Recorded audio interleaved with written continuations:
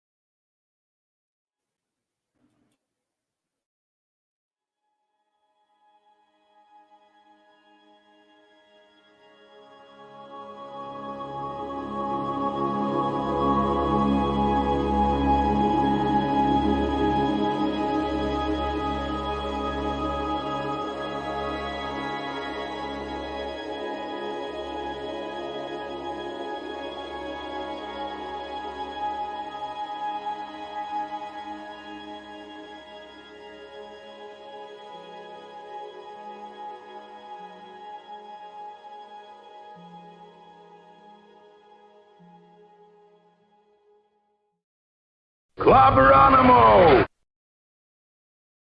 Hey, nice buttons, I swear. Hello, hello, hello. Welcome, my dear friends. Welcome, clobberers, clobberanimos, clobberooskies, clobberoids, clobberettes, and every other kind of clobber there is out there to Clobbering Times, number 521 on YouTube, 1,221 overall, and Clobby's Clubhouse, number 69, dude. And, always well timed. I love when you say that. Welcome, folks. The great Mark D with the C will join us soon. But right now, I am, of course, the Clubhouse on a special Wednesday night, by the way. Thank you. And I am here with the most wonderful first officer in the fleet. The amazing, the spectacular Commander R.M. Briggs. Thank you for being here. You are so sweet to me, and I love you so much. You know, it's pretty darn easy to be a decent first officer when you have a captain like mine. And I know everyone agrees. Clubby, you're the best. I love you. It is so good to see you. Thank you for letting me be a part of your world, jumping in your sphere, and we're gonna have a really good time tonight.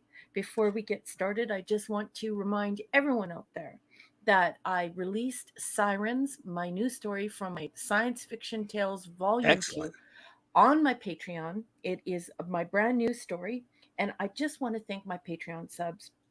Cardinal Sin, Shooter, Pew Pew, Larry, Tony Stark, Chris Persia, Scoopa Pete, Eric K, Enigmatic Drop Bear, Michael and Cassandra Beacom, Mark D with a C, and Jilly Jill.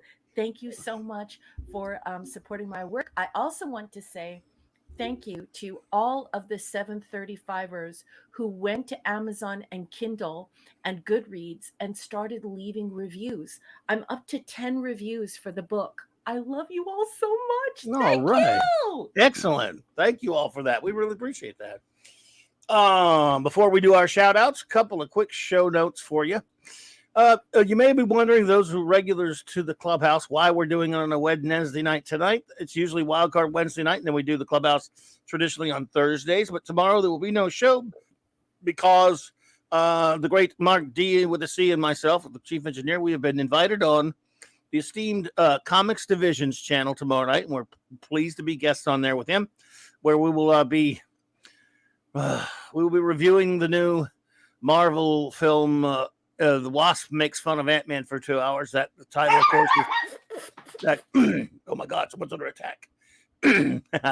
That's the title given by my great buddy J-Man to the new movie. Let's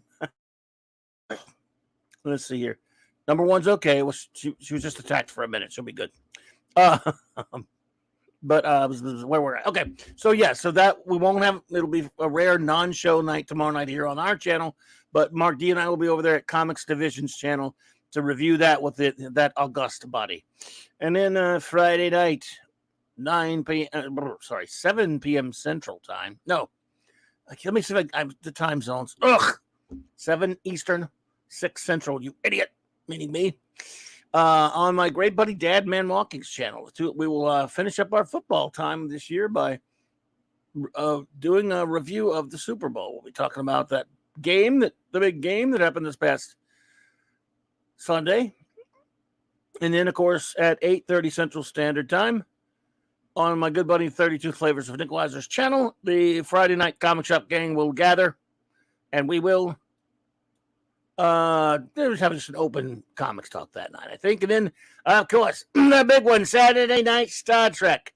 The usual, same Trek time, same Clubby channel. Saturday night Star Trek, 106. Beginning, or just now getting started on reviewing Deep Space Nine Season 5, 4 more episodes. And then, in addition to Mark's Sunday Night Geekery.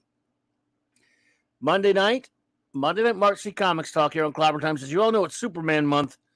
And Retro Blasting, my great buddy Michael French joins me from Retro Blasting to talk some Superman, the good old days, better days for Soups, talking pre-crisis Superman. And I'm looking forward to that, hanging in with my great pal Michael French of Retro Blasting. What a great fellow he is.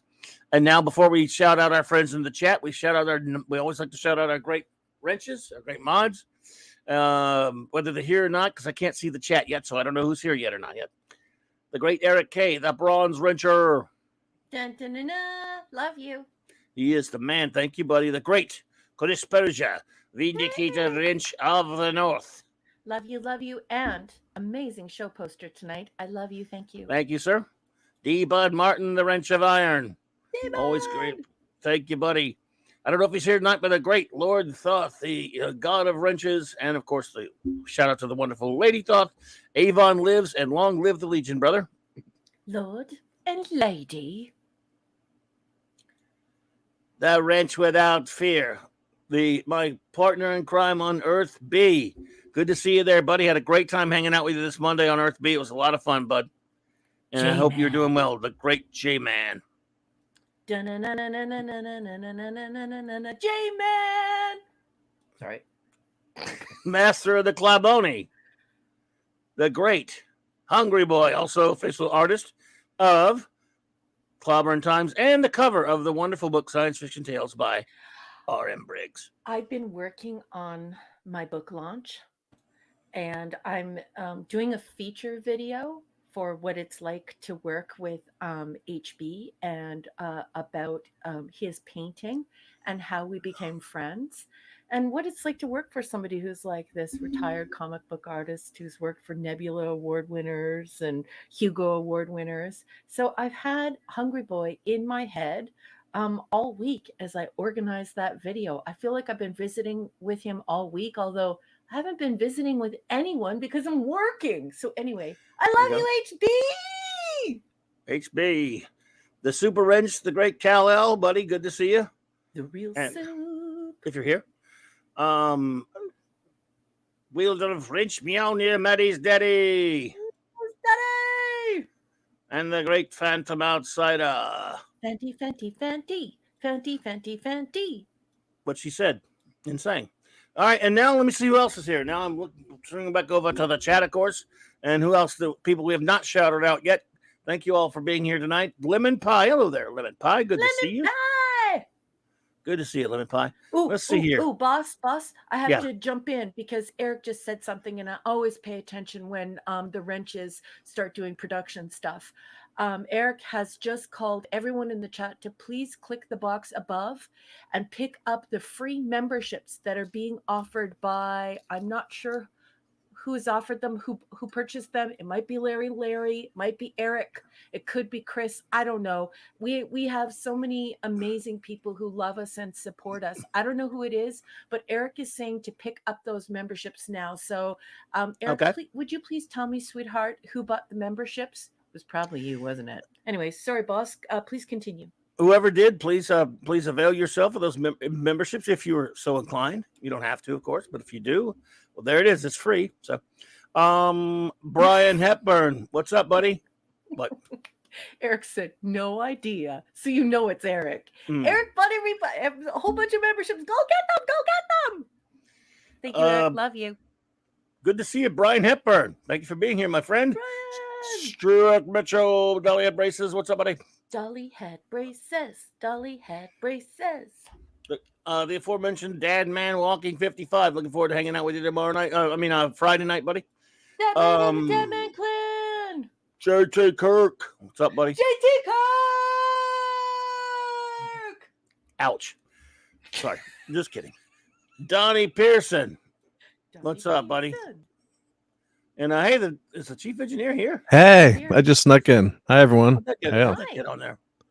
Yep, I got the keys to the kingdom. I got the keys to the engine room. You. You know, politicians love to talk, Welcome. so sorry I'm late. Doing shout outs now. Hang on, let's see what I got next. Hang on. The Dork Knight. Hey, Dork Knight, what's up, dude? Good to see you. The Dork Knight. Thanks for popping in. Let's see here. Matthew Pounder. What's up, buddy? Matthew Pounder. Good to see you. Snuggy Jr. Hey there. Good to see you there. Snuggy. Let's see. Most of them I've already shouted out, but let's just go make sure. Captain Infinity and Beyond. What's up, buddy? And beyond. Hang on. Make sure. Death Ray, what is up, buddy? Death Ray. Okay, I think I got to the end there. So, yeah, there we be. We'll be at the end now. All right. So, what's up, Chief Engineer? How you doing? Good. Yeah, just getting ready to relax for a few hours and hang out with some good friends and everyone in the chat, and not too much going on. I guess we're getting ready for. I should have gone and get my peanut butter M&Ms to get ready for the movie tomorrow. You got time? Oh, I got time. Yeah, you got to go get those. Yeah, but I got to get those. Yeah, put those in because I don't sell them. I think I'm not in favor. You know, Reese's Pieces have gone out of favor with me lately. I don't know. I think peanut butter M&Ms are getting it done, so that'll get me through the movie. Peanut butter M&Ms, those are good. You're gonna need them. I have a feeling you're gonna need them for all the people that we're talking to. I've been listening to talking about it. But anyway, what was I about to do? I was about to do something. Oh, okay, yeah. Well, everybody's in such a good mood. I hate to put a downer on it, but I think we have to. Sorry, everybody. We got some sad news today. The wonderful Raquel Welch passed away at the age of 82. So, yeah, what a shame. Beautiful, unbelievably beautiful woman. One of the most beautiful women ever. And so I hope she, all I could say is she was 82. So hopefully she led a wonderful life. I mean, people like to say that when someone is up there in age, you go, oh, at least they lived a long time. Well, yeah, but, still, my parents are older than her. I hope they live longer than that. So sure, still not great. And she was extraordinary. Yeah. I mean, all those adolescents, including me being one of them, that she just inspired. Yeah. And of course, I think two of my favorite movies that she was in, of course, was 1 Million Years BC. That's a good one. Yeah, well, hey, it's Ray Harryhausen. We talk about him a lot. So, what's that? Well, I was going to say, yeah, she's one of the most gorgeous women in Hollywood history. I mean, of course, she just passed away, so we don't want to, but many a teenage boy, enjoyed looking at her pictures. I was one of them, even before I was a teenager. Yeah, but see, and again, she got to be in one of the great Ray Harryhausen movies. So that's one of well, a movie by the great Harryhausen. It wasn't his greatest or anything, but still, it's Ray. So that's a pretty good combo right there, huh? And then one of my favorite movies as a kid that I haven't watched it for a while, but again, it's another one of these that I'm going to go back and watch now. Fantastic Voyage. I love this movie. Oh, great movie. Have you seen Fantastic Voyage? I have not.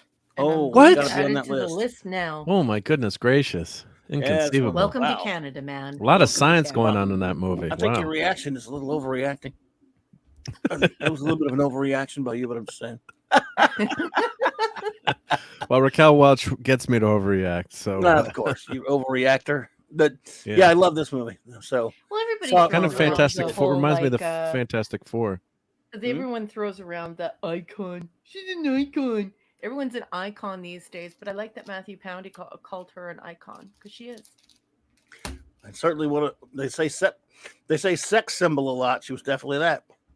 Yes. You get your motor running, that's for sure. Yep.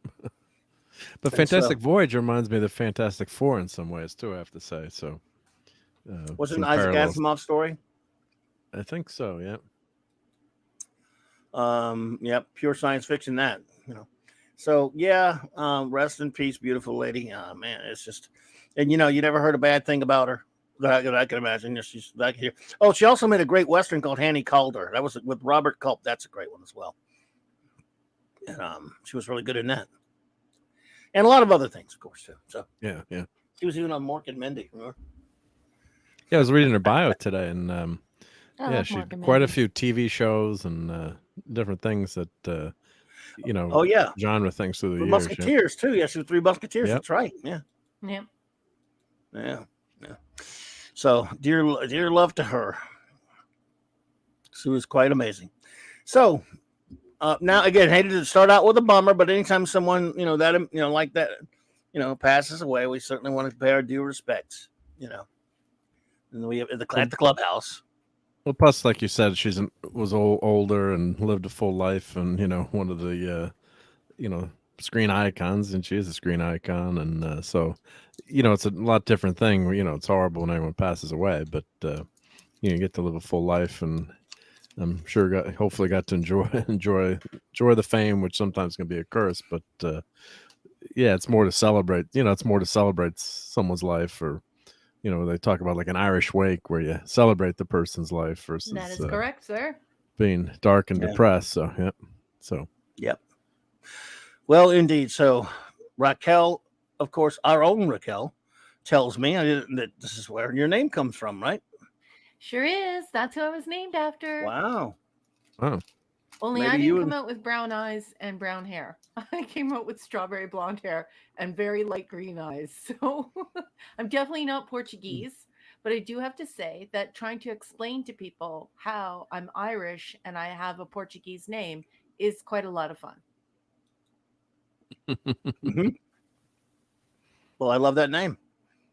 And I would suspect that you might not be the only one that could say that. What you think? Maybe a lot of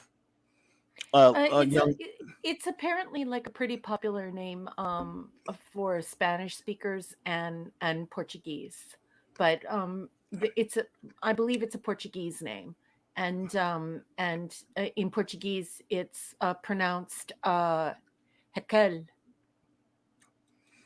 Hey Lisa, speaking of lovely ladies, what's up?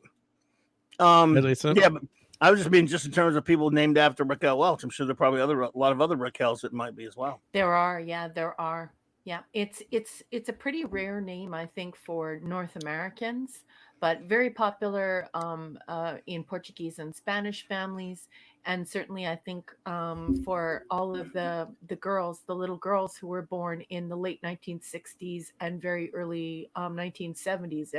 A lot of moms were like, "Hey, that's a good name." Raquel indeed. Yeah. Yes, indeed. So, yeah.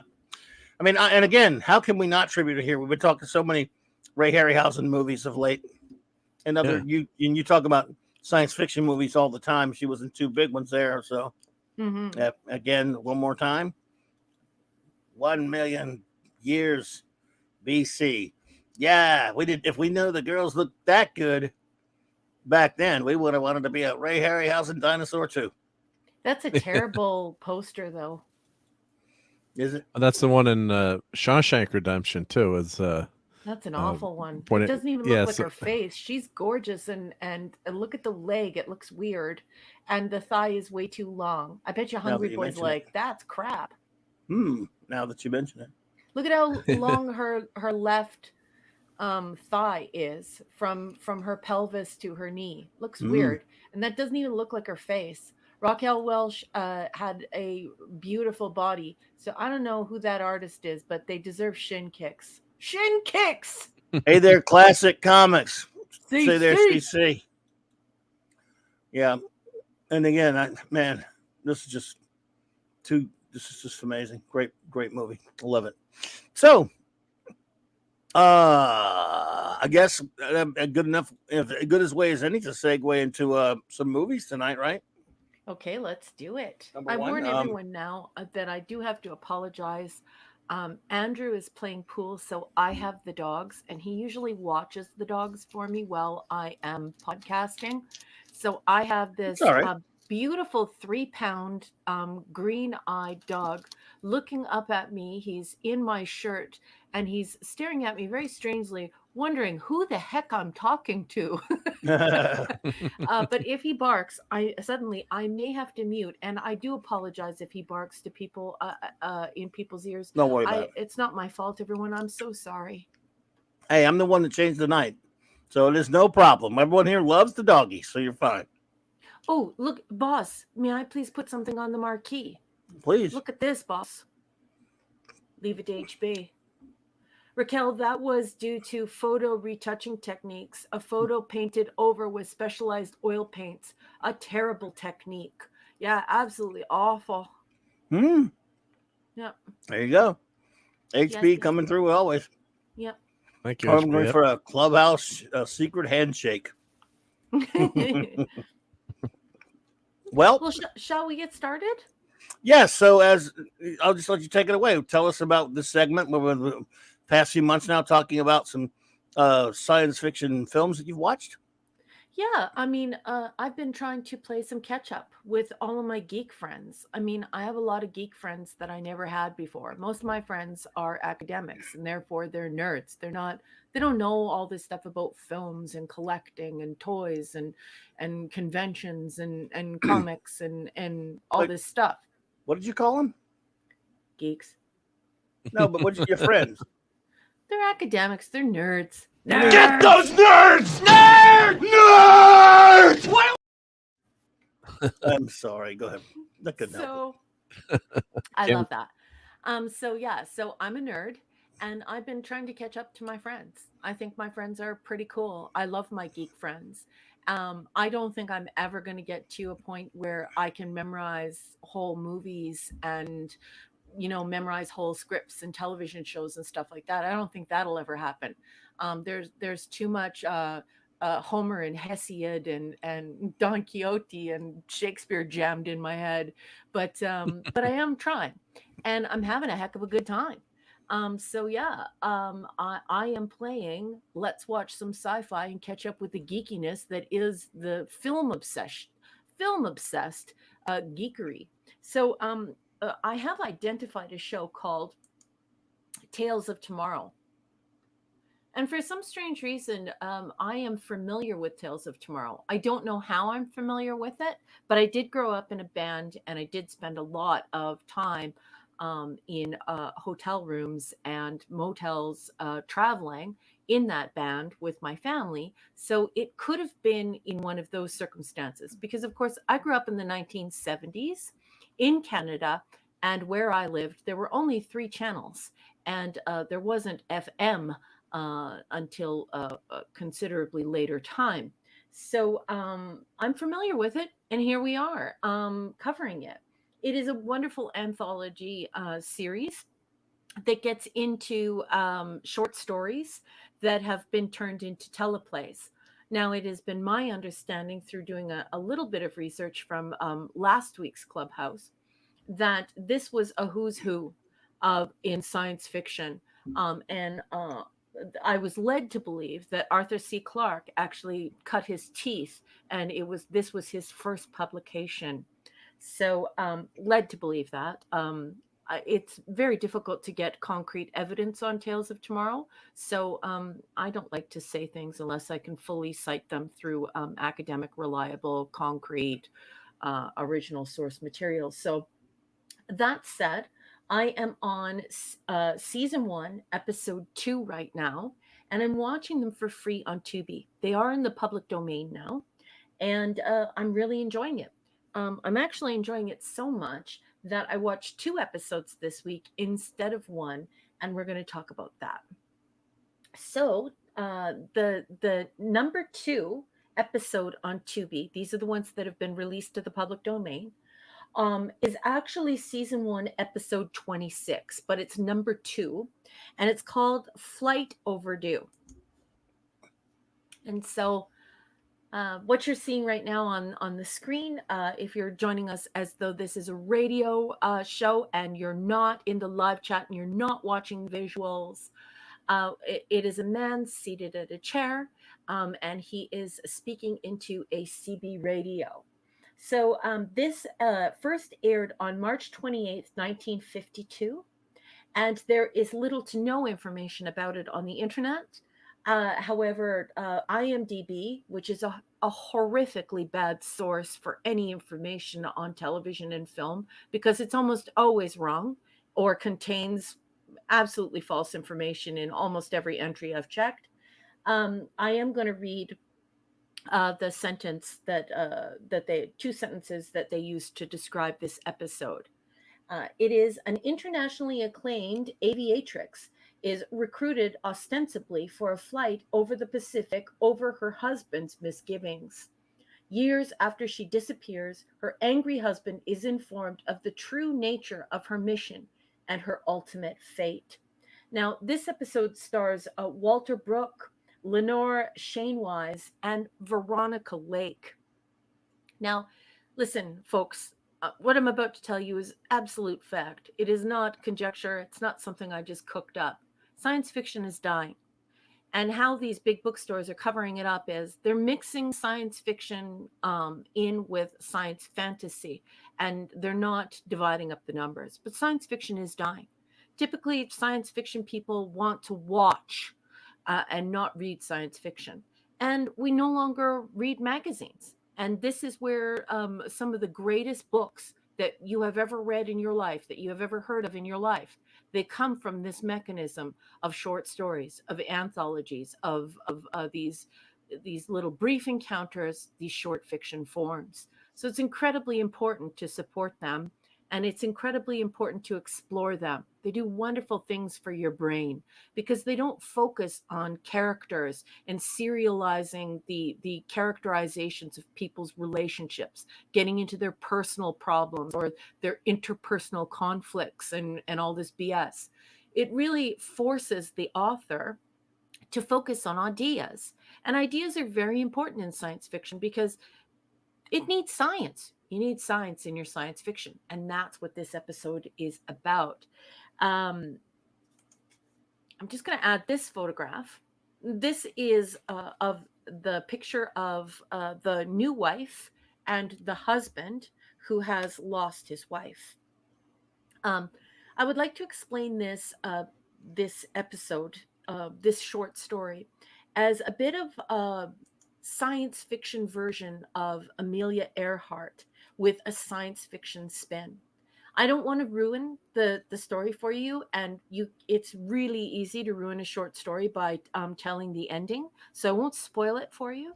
But this is the wonderful Veronica Lake, and the surprise ending is quite remarkable and very enjoyable. And I give this episode a 7 out of 10. And now I'm just going to ask the captain and Mark if you guys have watched, if you've had a chance to watch, or if you recall watching Flight Overdue.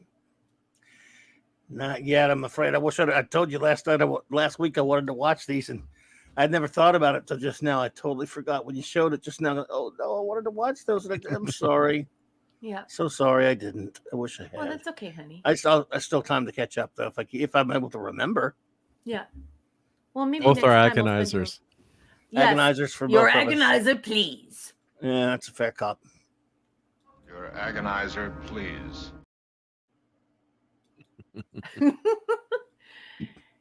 So yeah, guys. You know, I unfortunately I didn't see it either. But of course it's Aw. so accessible. I just put the link in for everyone. Tubi's free. They did a bunch of Super Bowl ads. I guess they're doing pretty well. Free You is saw good, that and it's they punked everybody with one of those ads. yeah. Did you see that? They yeah, did an yeah, ad with the during channel. the Super Bowl. It came on, and then the TV went off, and the whole thing goes black. And it made for a second think, hey, the picture went out. Yeah, we all looked at the guy with the controller, like, "What'd you do to the TV?" We did that too. Like, what did you do? Did you hit something? Everyone thought they hit their controller. Yeah, Tubi did that to the 2 billion people watching the damn Super Bowl. Oh gosh. yeah. So I cannot recommend this episode enough. I give it a 7 out of 10. I mean, it's not like it's not 10 out of 10 stuff, but as far as an anthology goes that only lasts for, I believe it's only 22 minutes. This is outstanding storytelling. I find short stories incredibly satisfying. It's my favorite form of fictional prose, and I think everyone at home will enjoy it too. I want you to think of Amelia Earhart with a super science fiction spin, and that is what this story is all about. Sounds interesting. Yeah, Indeed. yep. And of course, Emil Earhart disappeared in 1937. So, Did she end up in the Delta Quadrant? well, In Search of, our buddy Leonard Nimoy did a big In Search of on Amelia Earhart, and the speculation is they did make it to an island and possibly passed away on an island. But yeah, I'm never. sure she made it to the Delta Quadrant. Well, she might have. She might have. Yeah, she might have. Yeah. Right. I've seen it. Yeah, that's true. That's true. Yeah. Okay, Yep. so and then we'll just move right along to the next one. I'm sorry if I'm not up to my usual presentation. Oh, this is great. DJ Ronnie G's here. Hey, DJ Ronnie DJ. G. But yeah, I have a lap full of dogs. That's okay. So the next, All good. The next episode of Tales of Tomorrow is The Children's Room. So this is season 1, episode 3 on the public domain stuff, the stuff you're watching on Tubi. But this was actually season 1, episode 22, and it first aired on February 29th, 1952. And I'm just going to read from the cesspool that is IMDb. But it's just a couple of sentences explaining the episode, because it's very easy to spoil a short story by giving too much information. A couple, Bill and Rose, are having increasing difficulties with their son, Wald. He talks down to his parents like they are stupid and reads books written in a language that no one understands. The books come from a children's room that supposedly does not exist. Once the room is discovered, its true meaning is revealed. So this episode stars Claire Luce, Una O'Connor, and John Boroff. And if you are joining us as though this is a radio program, the graphic, it's a photograph, it's a screen cap of this episode, and it's of a very young boy, maybe about 11 or 12 years old, reading a book that is indecipherable. It's in a completely foreign language. And what ends up happening is he slaps his mother and begins to become, hard to control. And he becomes egomaniacal, narcissistic. And she becomes quite concerned because, of course, she loves him. And he says that he went to the university. I think it's the university, or maybe that's just something that I always think of, because when I think of library, I think, oh, the university. But anyway, he goes to, I believe it's the university library, and he says, "Where is this children's room that my son has told me about?" And I won't tell you any more after that. However, I will tell you that the librarian, let me show a photograph of the librarian. She insists that the children's room does not exist. It doesn't exist. And so they try to reconcile this whole debacle. And you'll have to watch it to find out what happens. This is a great, great science fiction episode. It's also covered by a lot of academics, this whole idea, right? Like Noah Harari, Dr. Harari talks about this. Dr. Karu, I think is how you pronounce his last name. He talks a lot about this. Stephen Hawking talked a lot about this. A lot of scientists are concerned with the ideas that are explored in this episode. And so it's not a possibility so much as it is a danger that may face us in the future, either through our own means or through extraterrestrial means. So definitely worth watching. And I think you will have great fun with this episode. And I'm not going to throw it over to the captain or the chief engineer. It's going to be quick tonight because I know they didn't watch this episode. So can I please call for the agonizer again? Yeah, we deserve it.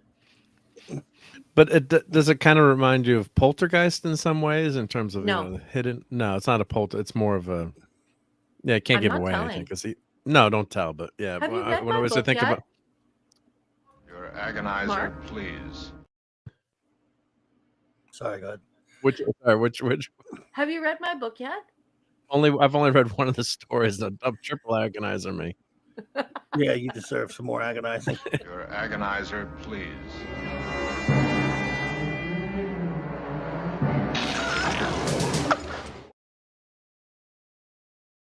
On page supporter on Patreon, so that maybe reduces agonizer by one level at least. Yeah, By one level. Anyway, I love you, but yes, this is very much the exact style of short storytelling that I love. It offers a twist, or there's a terrible or terrific cliffhanger. And it's very cerebral and very contemplative, and things aren't what they appear to be. And then you are left with this disquieting reality, especially if it's hard science fiction.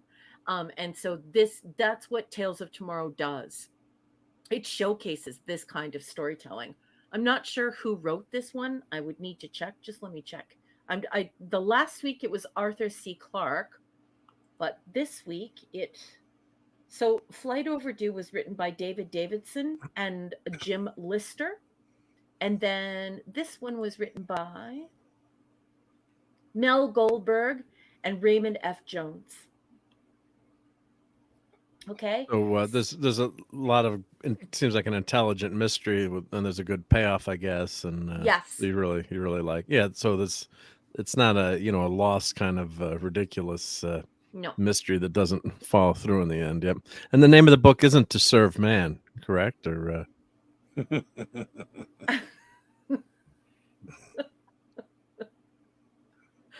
it is. I don't know. I actually don't know. Huh.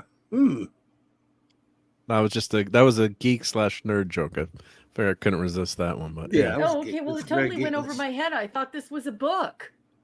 Well, no. To Serve Man from Twilight Zone, the cookbook. It's a cookbook. Okay. Well, sorry. slow, dude. These slow. geek and nerds, quoting all these things all the time. But yeah, the famous Twilight Zone episode. Literally memorized all of geekdom in your brain. Do you know what I mean? I gotta clip that one. It's a cookbook. I say that all the time to like geek friends. It's a cook. Watch out! It's a cookbook. Right? Yeah. See. Well, see, you got me again. I mean, this is what I mean. Nerds are different than geeks. But thank you for displaying your lovely geek feathers. You are the peacock of this segment, and I adore you. Okay, so next is a film that I watched, and man, did I ever enjoy this film. And if you're joining us as though this is a radio program, the visual is three men on an alien planet with a beautiful alien ship in the background, and then this beautiful blanket of stars, and it's just beautiful, mixed with black and a pinkish purple, at least on my screen. Beautiful visual. I watched, folks, the Silent Star. So I'll just put the English version of that up. Okay, and now I'm going to read from the other cesspool of information known as the user-generated platform Wikipedia. Okay, so this guy's name, there's absolutely no way that I could say this guy's name, so I'm just going to call him Mill. But I'm going to spell his name for you. MILCZAGWIAZDA.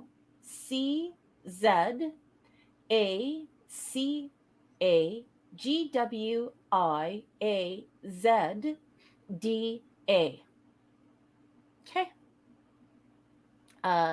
That's the name of the film.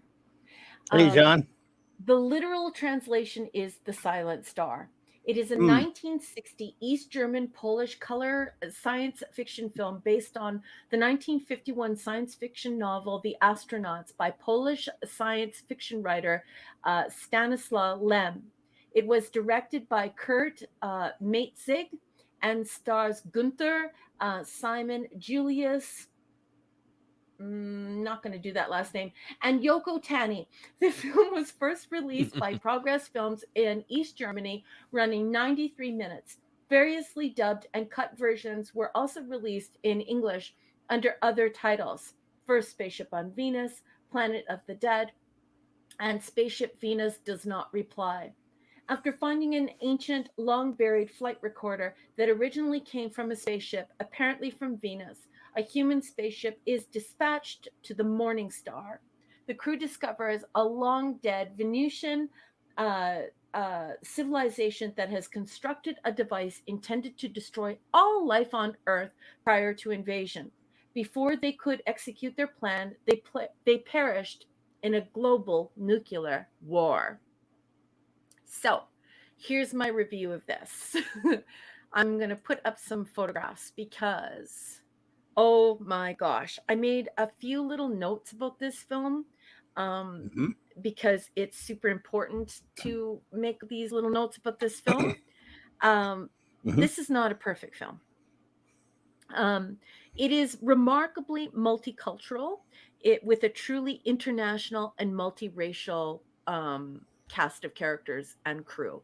So we have a representation of almost every race, creed, and color in this beautiful film. And I find that beautiful because, of course, it totally reminds me of Gene Roddenberry, and this is, of course, 1960. This shows the kind of diversity that Gene Roddenberry loved. Stanislaw Lem wanted his name removed from this film due to the hyper-politicization of his book, The Astronauts. So Lem was pretty upset about this film. He felt that they twisted his book and they made it melodramatic and quite upsetting. I believe, let me just get this. Let me read you what he said. So, Stanislaw Lem, whose novel the film was based upon, was extremely critical of the adaptation and even wanted his name removed from the credits in protest against the extra politicization of the storyline when compared to his original, the book. Lem said, and this is a quote in Wikipedia, but it is sourced, and I'll name the sources afterwards. It practically delivered speeches about the struggle for peace. It was a trashy screenplay painted. Tar was bubbling, which would not even scare a child. And so for that, you can look on the Wayback Machine for an article called Thus Spoke Lem. And as well, you can also look up Film Polski from 2017. and that is also on the Wayback Machine. So this is quoted material. So I did find it a little bit campy like that, but there were really fine points in this film. I love the fact that there was a chess prediction. In science, we never thought that a computer would ever beat man at chess. So I like that we're exploring that in 1960. This has some of the coolest sound production I have ever heard in any film ever, hands down. Truly remarkable sound production. And the sets were absolutely mind-blowingly good. Now, I am barred from putting more than 10 visuals on the screen. So at this time, I would love to ask the chief engineer to bring up the DuckDuckGo of the images for the Silent Star, Sure. if Yep. he wouldn't mind. Let me grab some Because right now. Yep. when you see the sets from this film, it's almost worth it just to watch this film just for the sets, the lighting, and the sound production. Really, really amazing. Now, what's not amazing about this film is that I never go against the author. It is wrong to go against the author. If an author tells you that you are changing their story too much, or you're changing the overall message of their story, or whatever it is, you need to walk away from that story. Because if the story is not good enough the way that it is, and you have to change it to your own designs, then you need to go find your own story and write your own story. So I'm going to side with Stanislaw Lem here, and make sure that I temper what I'm saying to you, all this positive stuff that I'm saying to you, with the fact that it is very wrong to do this. It's wrong to do this in Star Trek, and it's wrong to do this to Lem. So he was quite upset about this. It didn't need extra politicization.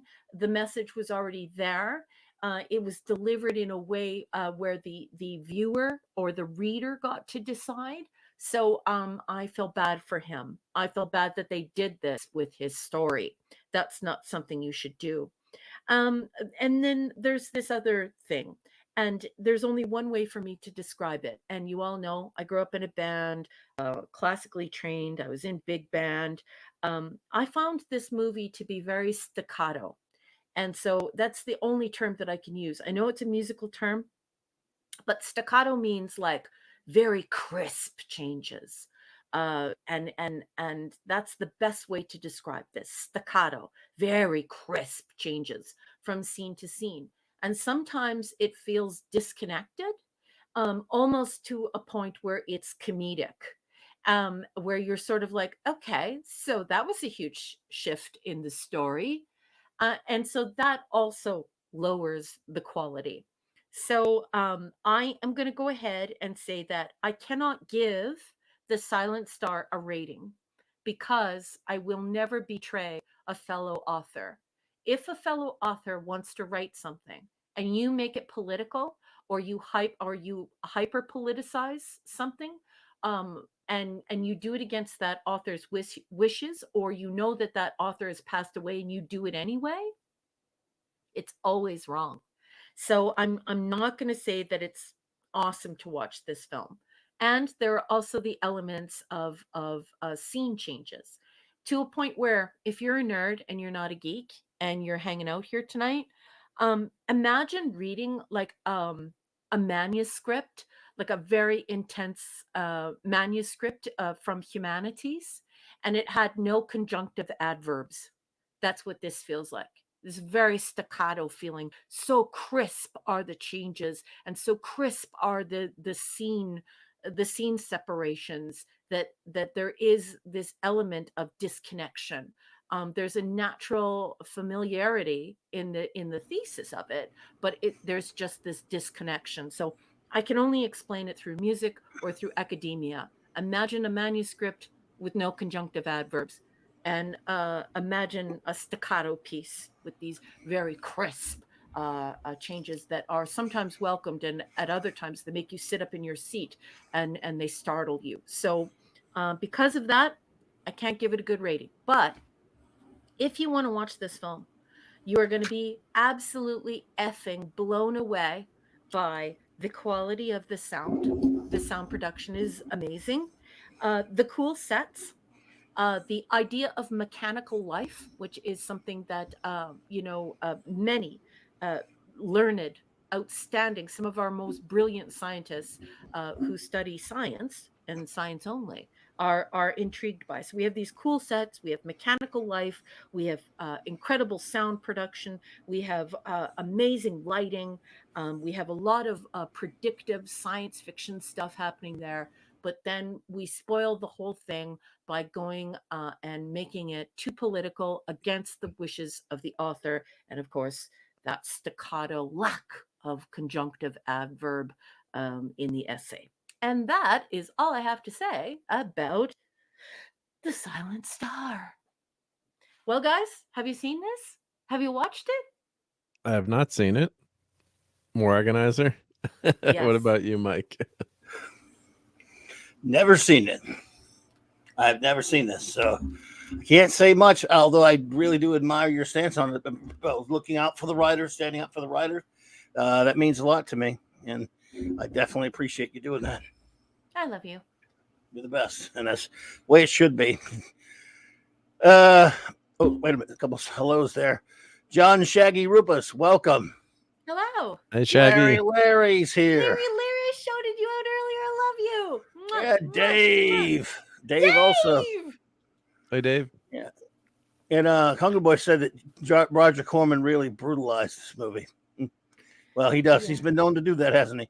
But no, see, it's, you probably are already familiar with how much I hate revisionism. I hate how much I've always just opposed taking the work of others and changing it and revising it and contradicting it. I just hate something's always bothered me. I don't like it in comics.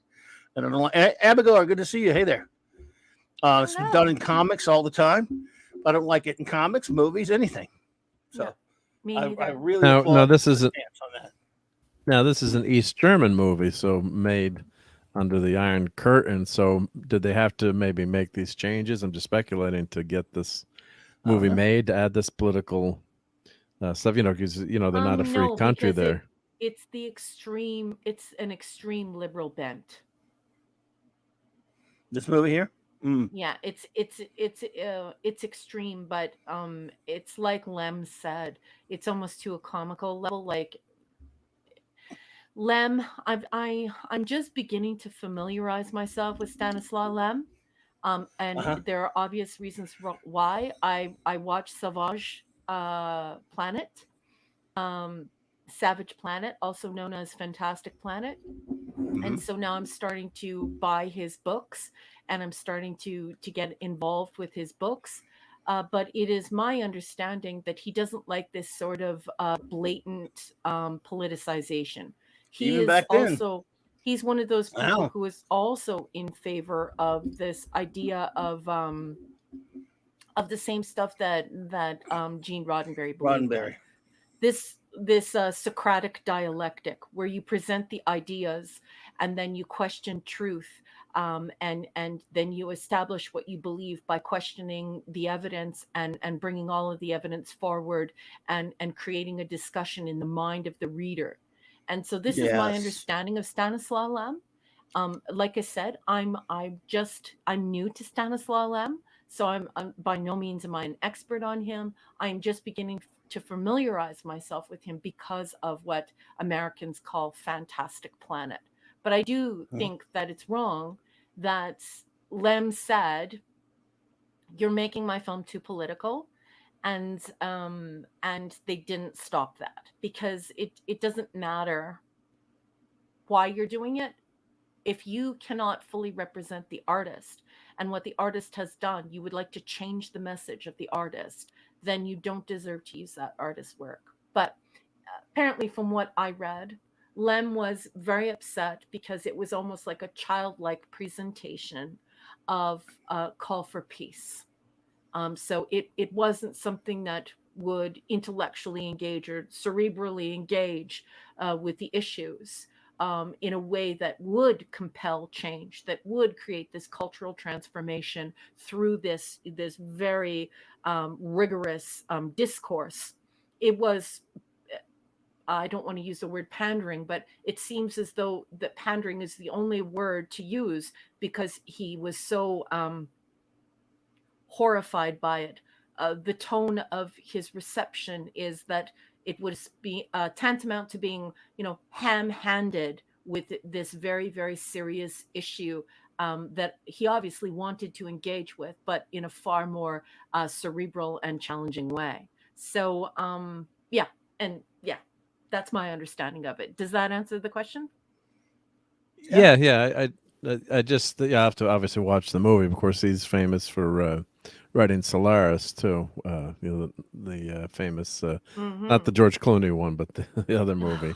But of course, writer in Poland too. I guess we almost can't I don't want to say can't relate to it, but you're not truly free in Poland at the time, writing occupied by the Soviets. So it's a tricky thing to write, and of course, not to go down too far the other bent, but they were very much pushing all kinds of radical peace groups, and when the Soviet Union fell, it turned out a lot of these groups were funded by the Soviet Union. So it's just I guess it could have corrupted or tainted the production of this movie. But it seems like it definitely seems like it's a worthwhile endeavor to watch this, and has some interesting things. And of course, they also did MST also did this too as well. So, but it looks the effects and some of the ships, it looks very well done. But yeah, it'd be interesting to see what. I can see where the writer gets mad that a political message that he didn't want in this movie at the time gets put in there. But you wonder. That's just me speculating. You wonder how much, how much was, government control or interference, and then maybe there wasn't. Maybe that's, but or it could be subtle, subtle censorship of any messages too, and that's why satire is so brilliant, because Gulliver's Travels is a political satire, but it's couched. Sure is. It's couched in that adventure, so that the author didn't get his head chopped off. So that's Flatland. Everybody thinks Flatland is about math.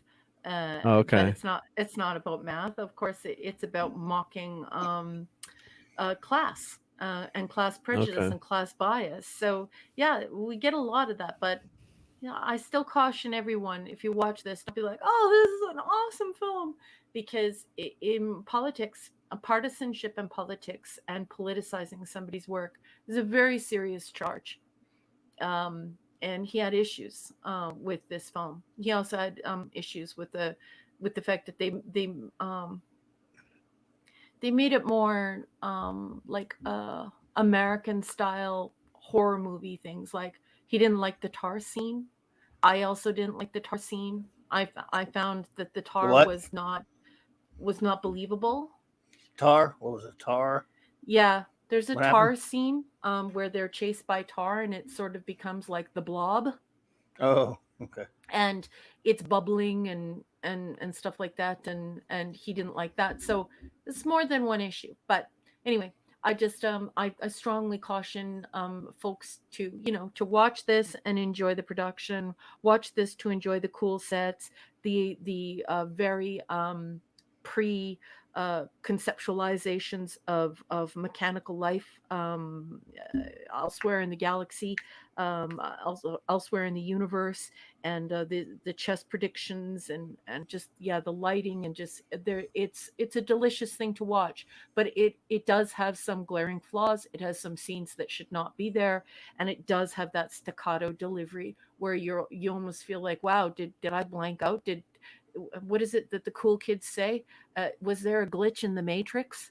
Just all of a sudden, you're just all of a sudden the tone has changed tremendously. So, well, I read there are a couple of different versions or different, edits. So I don't know what survives, or I saw one of the slides was for the full unedited version. So I wonder what's what if that could be bad editing or just bad movie versus editing. But I just want to read this one paragraph here that I found on Real Wade on Nation gaming, by the way, is here. Hey, hello. Hey, Wade. Hey, Wade.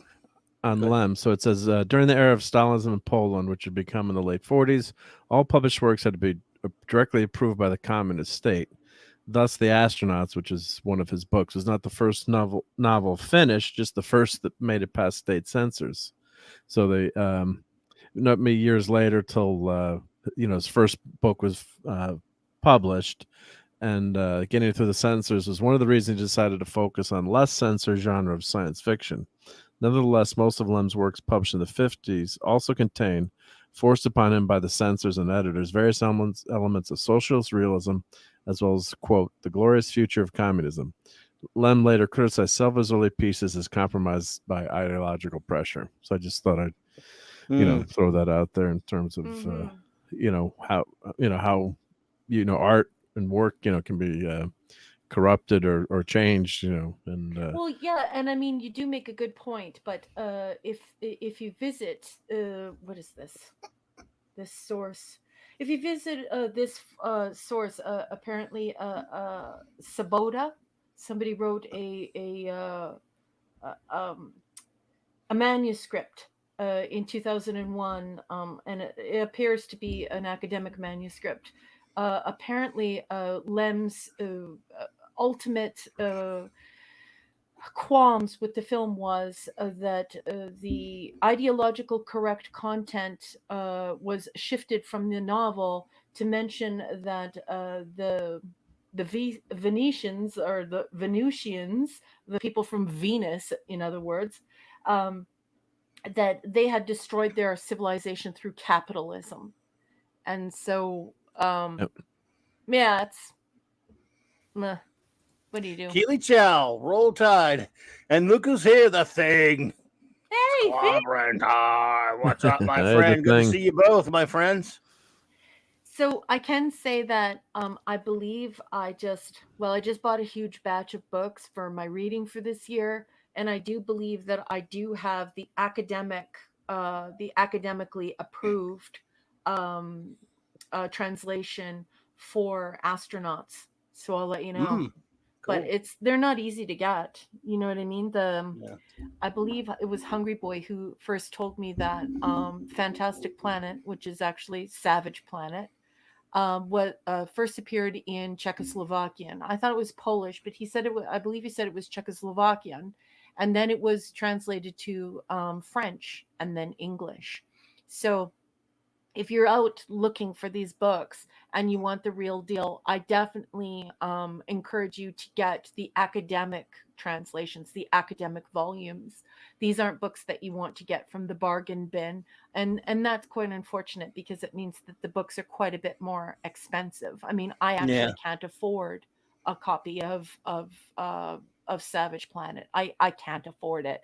I looked at them on Amazon, and the translation that is approved by people in comparative literature and literature circles and universities, the one that they say is correct is just too expensive. So it's a word of caution. There you go. The animation studio was Czech. Hungry Boy said, yeah, but but this is the marvelous thing about this, right? And that's why Hungry Boy and I are always talking about this kind of stuff, is that it's going through many hands, right? So it's going through many languages. And so how it works in academia is someone like a few of my friends, let's say, they get enough time on their hands and they have a PhD in comparative literature, and they sit down one day and they've studied languages, and they take a foreign volume, and they know that it's beautiful and that it's gorgeous, and they want to bring it to the English speaking world. Well, what they do is they do a translation, but it must be true to the authorship, and it also has to be of very high quality in writing. So you can't just purely translate something. It has to have the nuance of the mother tongue. So this is why these books cost a lot more, and why they have versions that really, really, truly suck, because you can just translate something and it loses all of the magic because the translator, sucked. They blew goats. They weren't good. So finding those key translations where the person has fidelity to the story and fidelity to the author is incredibly important. And if you're going to encounter Stanislaw Lem, you're going to encounter that quite a bit because I believe his mother tongue is Polish. And so yes, he's Polish. Yep. you don't want, like, let's say you're going to read Solaris. You don't want to buy the $5 version of Solaris on Amazon, because the $5 version of Solaris on Amazon is somebody who translated from Polish to French and from French to English. You are no longer engaging with Stanislaw Lem. You're engaging with just some people that that wrote things to summarize things in a loose translation. It's lost all of its magic. So Stanislaw Lem, it's a bit of a rabbit hole. It's a bit of a rabbit hole. Excellent. And well, another one we haven't seen, but we wish we need to watch just, because. Yep. Yeah, even with those problems. So. Oh, Clobby, you would absolutely love the sets and the lighting and the beautiful gadgets and the mechanical reproduction and the mechanical imaginings and the practical sets and all of the science concepts. And not the science concepts that are like tropes from TV programs, but actually from the science books you read. It's like, oh, okay, so yeah, I remember when we all thought that, a computer would never beat a human being at chess and things like that. So it gets into all that stuff. It's quite juicy. It's rendered quite beautifully. It's wonderful to look at. It's amazing to listen to. The sound effects are going to blow you away. And that's it. Yes, indeed, she is. Yeah, I'm not going to argue with that one. And how did you find this one? Was this algorithm or? I actually believe that this may have something to do with the person inside of the thing that lives in the living room that I can't say. Otherwise, she will go. What do you call her again? She can't hear you, Mark. Yep, the echo device. You could say echo device. Yep, that's the actual name of it. It's echo. Yeah, we won't say that. Yeah, that's her. So I believe. Yes. So her little yellow light is moving at breakneck speed on the regular in this home. And I have been shopping for that Stanislaw Lem book, the Savage Planet. And I recently gave one to my offspring, a Stanislaw Lem book. And so all of a sudden, when I turned on the Fire TV, lo and behold, my wondering about eyes should appear, but a miniature sleigh and 8 tiny reindeer. No, but a Stanislaw Lem film in German with subtitles. So I dug in and I got it done, and it was delightful. I was so disappointed to hear that Lem felt that it was too political. Well, that is a damn shame. Mm-hmm. And but our phones do the same thing, by the way. Our phone. Oh, phones yes, absolutely. I'm always seeing stuff. I've been talking about something, and I'll see it on some ad on social media. Yeah, so that's scary crazy. Right there. It's scary sometimes. Like, that's weird. Yep. I can't be a co-inky dink. And Larry gifted 5 Clobbering Times memberships. Hey, Thing just got one. Thank you, Larry. I love that you put up the pictures of the spacesuits, because this film was so good that before I read about Stanislaw Lem's rejection of the politicization of the material, the hyper politicization of the material, and this sort of speaking out against capitalism and using his work to speak out against capitalism.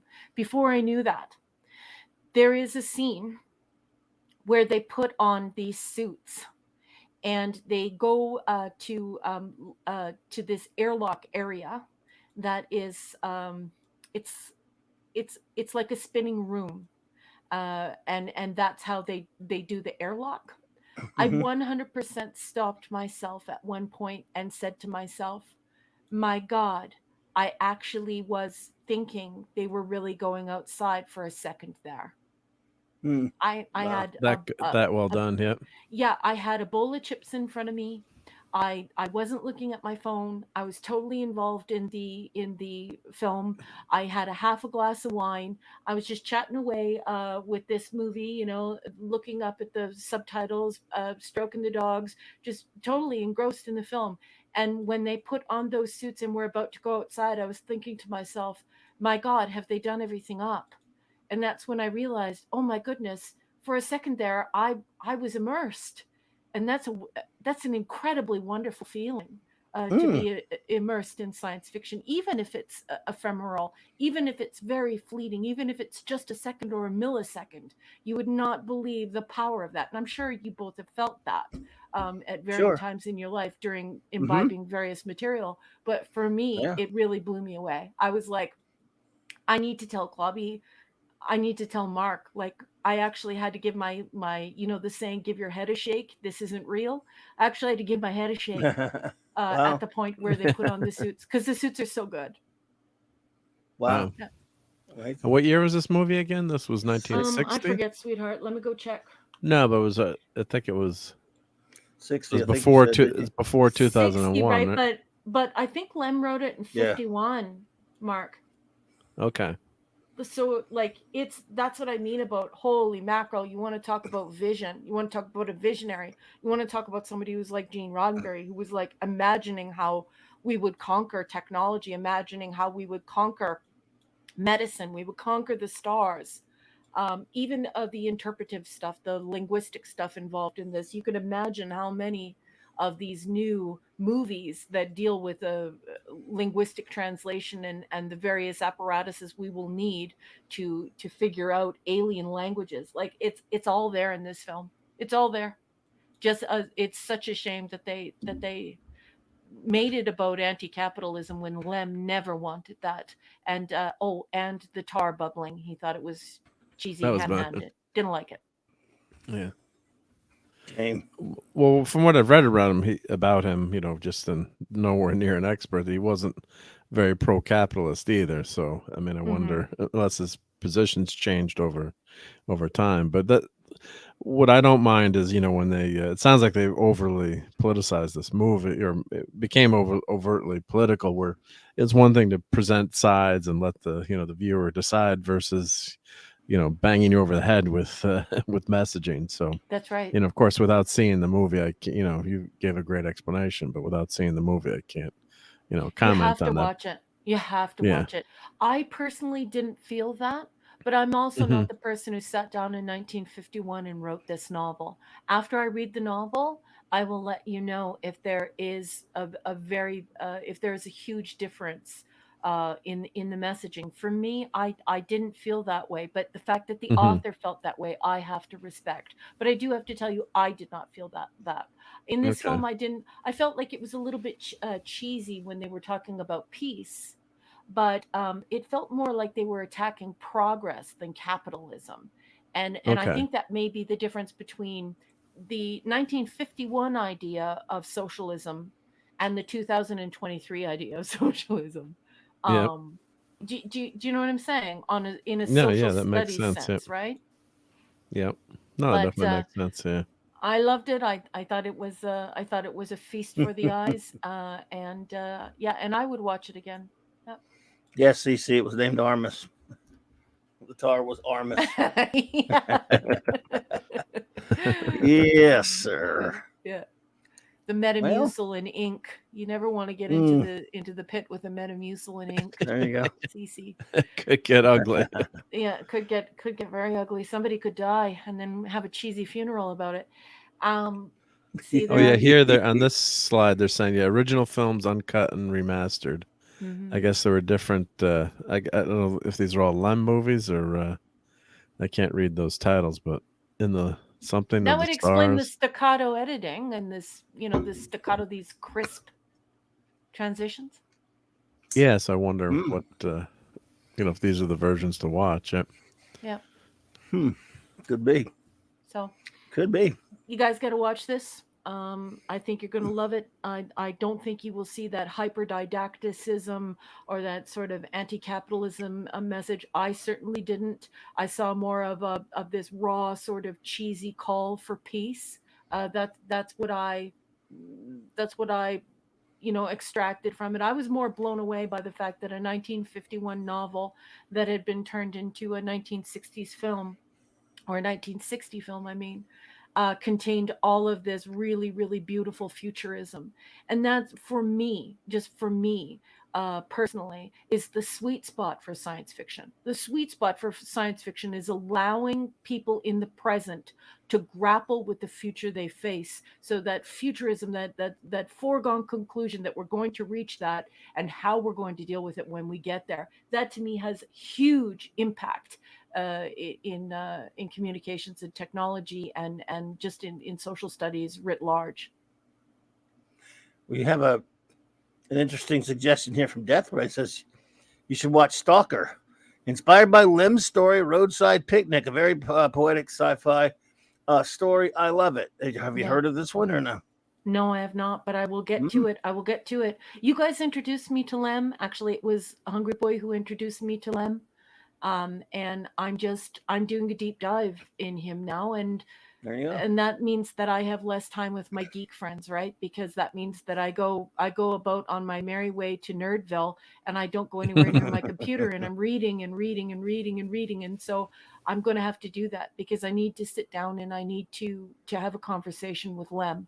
I need to have a conversation with Stanislaw Lem. And the only way to do that is to sit down with these books that I have purchased, that he wrote, and figure out what he wants to say to me and what he wants me to see, and then I'll be able to tell you. There you go. Well, so any other movies or no? No, that's it, boss. That's all I watched this week, because it's just, oh, you guys, things are just going crazy around here. I got you. I have so much stuff going on with the book launch. I did the tabletopper for the conventions that I'm going to be appearing at. Cool.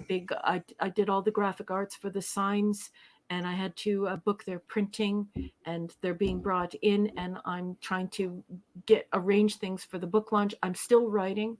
I've promised to try, T-R-Y, to try and get a new story out every month for my Patreon subscribers, so that at the end of the year, I can have a second volume of short stories. I did the last book in 2 years, and this book I'm going to try and do in 1 year. And on top of it, I'm working. So I just have so many balls in the air right now. I feel like a circus clown. And yeah, I'm excited, but I'm also a little overwhelmed, and obviously everyone can tell, also a little scatterbrained. Lots of stuff going on. No, well, all good. Yeah. Here, Les goes to have some irons in the fire there. Well, I have something to show, something to talk about a little bit, but again, I always say I'm doing the bummers tonight, I guess, because of course it was obviously a terrible bummer talking about the late wonderful Raquel Welch. This is more of an angry. This is not. I don't know if it's a bummer or not. It's something coming out that I want to announce. Because we are a comics channel here as well. But this is a mix of comics and Star Trek. Because there's a new comic book coming up, a new Star Trek comic, and it is based upon Star Trek: The Motion Picture. Wowzers! It's on first glance, I'd say that's a pretty cool idea. Star Trek: The Motion Picture Echoes. I'm scared. Yeah. Oh. Well, I'm scared. I'm just saying. I'm all right. I'm going to this with some prejudice. You must all understand. I love this cover. It's a nice cover. IDW, of course, now has the Star Trek franchise. And anything, it's coming out in May, so we don't know yet. All right. I think this is on paper, if you'll pardon the expression, the idea is fantastic. A comic that takes place right after the motion picture. These people who Blunt Philly Reviews, hello there. Okay, the people writing this article and all the other articles about this thing coming out, it was just released today. Apparently, blissfully unaware that they're acting like they've never done any comics around this era, including the guy who wrote it. That's a little disturbing to me personally. Like, do you know so little about Star Trek comics, yet you're writing one because of who he is, by the way. And fine, but it's not entirely accurate. You had a comic strip for years that took place after the motion picture, and then you had a various comics. Marvel did one where they had untold Star Trek stories that took place after it, and then a few stories, not a lot, but a few stories that did take place after Star Trek the motion picture.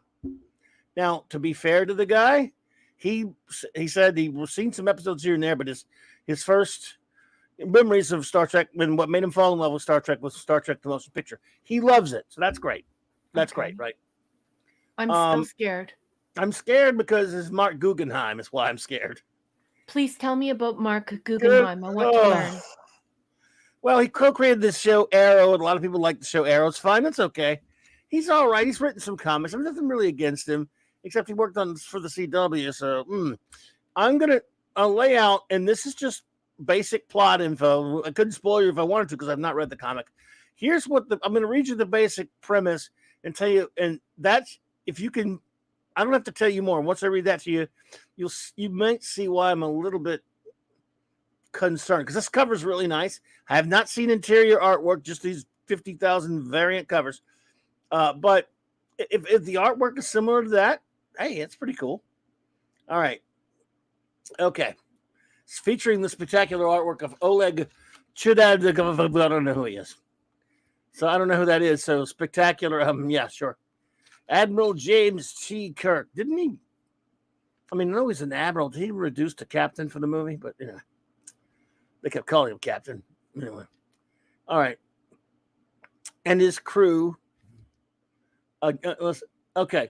Pits venerated Admiral James C. Kirk and his crew against enemies, both terrifying and shockingly familiar. Right there, red flag. When a space anomaly thrusts a criminal mastermind. Right there. Wait a minute. Is this a comic book? What? Pursued by a very determined pilot on a mission into our universe, the Enterprise must stop them from unintentionally starting a war with the Romulans and unleashing a super weapon of foreign technology into the system. But things get infinitely more complicated when these newcomers to our reality remove their helmets, revealing that they're doppelgangers of our beloved heroes. Despite watching the occasional fragment of a Star Trek episode here and there with my father, my true introduction was going to see Star Trek the motion picture with my grandparents. I was entranced. I'm thrilled that IDW and Paramount Global have allowed me to revisit this time period, which was so impactful to me and my love of Star Trek, says Guggenheim. Although almost all Trek stories are told from the point of view of the Enterprise crew, but I was interested in telling a story from the perspective of an outsider as a means to recapturing how it felt for me when I first saw Star Trek the motion picture. Okay. All right. That stuff he said on the personal level, that's fine. I don't care about that. Yeah. This plot, it just sounds like the 2009 movie. Right. It sounds like Mira stuff. I didn't see that crap. They're not. Well, the 2009 movie, it sounds like a Mirror Universe thing. Yeah. And it also sounds like, but they're not the evil Mirror Universe, I don't think. I think what I don't like about it is just do a science fiction story. What is that to be? I mean, this reeks of pew-pew. In other words, a criminal mastermind from another dimension or from another universe and war with Romulans, a super weapon. That I'm like, I'm not saying they haven't done things like that in Good Trek, but quite frankly, this is taking place right after the motion picture. Why don't you do something on a smaller? Why don't you just do like one-off episodic issues that take place right after with good art that makes it look like, the original, the right after motion picture. This is why science fiction is dying. This is why no one wants to read science fiction anymore. And they're just going to the theater and seeing it in the theater because of science fiction is becoming purely visual. And I totally agree with you, Clobby. It sounds very pew pew, but people who love science fiction, they're usually people who are quite intelligent. If you look at the demographic and the psychographic of people who like science fiction, they are educated people who enjoy science. They like a well wrought story, and this is why science fiction is dying. If you go and you look at what all of the academics who study writing are saying, they're all in unison. We are right now, we are bereft of these episodic short stories that are just about ideas, and we're just stuck in all of these extremely far-fetched modern science fiction tropes, and by and large science fiction fans are not interested in this. The normies won't watch it, and science fiction fans are tired of it. Science fiction fans want to return to science and want to return to ideas. That's what they want. It's what they want. I know it. I feel it. Yeah, absolutely. By the way, Minimus is here. Minimus. And the Comic Relief Crusader. Hail there. Good Yep, to he's see got you. a member chat. I don't know if you can see that. It says Hail Chat, Comics and Clobby, Who the does? perfect mix. That's what member chat from Oh, Comic from Relief. from- Yeah, I oh. don't know if you can. Yeah, I don't know Okay, if you can thank see you. the member chats. Yep. Yeah, and well, I also, can't see the member chats. and Larry also had a member chat. Clobber those Ronies. Honored to be a member. Thank you, Larry. Thank Larry. you. Thank you, buddy. Those member chats. Yep. And Claude So- Salling just got here, boss. Hey, Claude Selling, good to see you. Welcome. JT Kirk says, I would pay $100,000 to read a whole comic book series about Khan and his clan struggles on City Alpha 5. They did, there was a comic Yeah. about that. What was it actually. called? Raising Khan? No, what was it called? It was one, they I'm did forgetting it, the name of it was it. about 10, 11 years ago. And it was It's pretty IDW. good. Yeah, it wasn't I bad. have it. But the point is, all right, look, we've talked about this a lot because we've been reviewing Deep Space Nine. I'm not saying this is filth. It may not. It's not the filth universe. It's good that it takes place, in the real Trek universe, if that's the case, if they keep it that way, and it takes place right after the motion picture with the, and this guy that's doing this. Look, on the one hand, I'm going, this cool that he wants to do it. That takes place right after that because he loves those uniforms. He loves that movie. He loves the whole visual aspect of it. They get an artist that can capture that and say, well, that's nice. That's a pretty cool cover right there. So I'm fine there, but I don't know. It just seems like his idea for the story is too much of a. In other words, it's going to be like he said 5 issues. The whole thing, some big long action, more of an action oriented story. So I'm not hopeful that it would be exactly what I would want to see. Yeah, unfortunately, I think it's that's all I'm saying. Unfortunately, it's the pew pew. What I love about the motion picture, as the more time goes by, the more I appreciate it even more and more, because it's just such a well done science fiction story. Khan, as much as I love Wrath of Khan, it became the great tale of revenge, and you've got some science fiction thrown in there, of course, of the Genesis device, but it's Star Trek: The Motion Pictures really embodies the spirit of Star Trek at the most. So and now, unfortunately, to the success of Wrath of Khan, it's almost like with Miller being so successful with Dark Knight that it kind of corrupted all future iterations. So now Star Trek is always chasing the pew pew or the big bad or the one big alien menace. Yeah, versus the nuanced science fiction story that leaves you thinking, there can be some action, but. Well, Death Ray makes a pretty good point here. After the Star Trek: The Motion Picture, there were like 17 issues of the comic, and they all took place right after it. So it's not like this is the first time this has been done. Of course, they're going to ignore the Marvel one, but says reminds me of the Marvel comics that took place after TMP, fighting haunted houses and space and other nonsense. Yeah, there were some pretty goofy stories there. But to be honest, everybody says there. By the way, Oliver Belamonte, good to see you. So yes, by the way, Nice to see you, sweetheart. Indeed. By the way, the thing, the movie era was everything after, like I said, when Marvel adapted the motion picture, they did about 17 issues or whatever. So that's what took place after it. You had the strip, and in the Los Angeles Times newspaper strip that was after it. Even later in the late '90s, when they did some stories that took place after that era, and then of course DC. But you mentioned DC. DC was all after Wrath of Khan. Trial of James D. Kirk. What is the picture you just posted on the Baxter Building basement, Clobby? Oh, that's an Alex Ross picture of the pulp heroes, the Spider and the Shadow and the Green Hornet and Kato and Zorro, with Batman dropping down on him. If that's one, I think that's the one you mean. I just posted that earlier. So where were I? No, I forgot. Oh, I forgot where I was now. The comic book. So you're on DC Comics. And I'd mentioned there were some fantastic Star Trek DC comics. So Peter actually, David. Yeah, he did some good ones. But when they first brought that to DC, and it was weird because they couldn't have Spock because he was dead he was dead between 82 and 84, and the comic popped in right around 82. So they had stories with Savick and the crew, and it was just it was different. And it's, like I said, we talked about before, the DC comic was very popular, but I didn't really like the art of the stories very often. Mike Barr stories. I didn't like the way he rehashed dialogue too much. But still, a lot of people did like those DC comics of the mid 80s.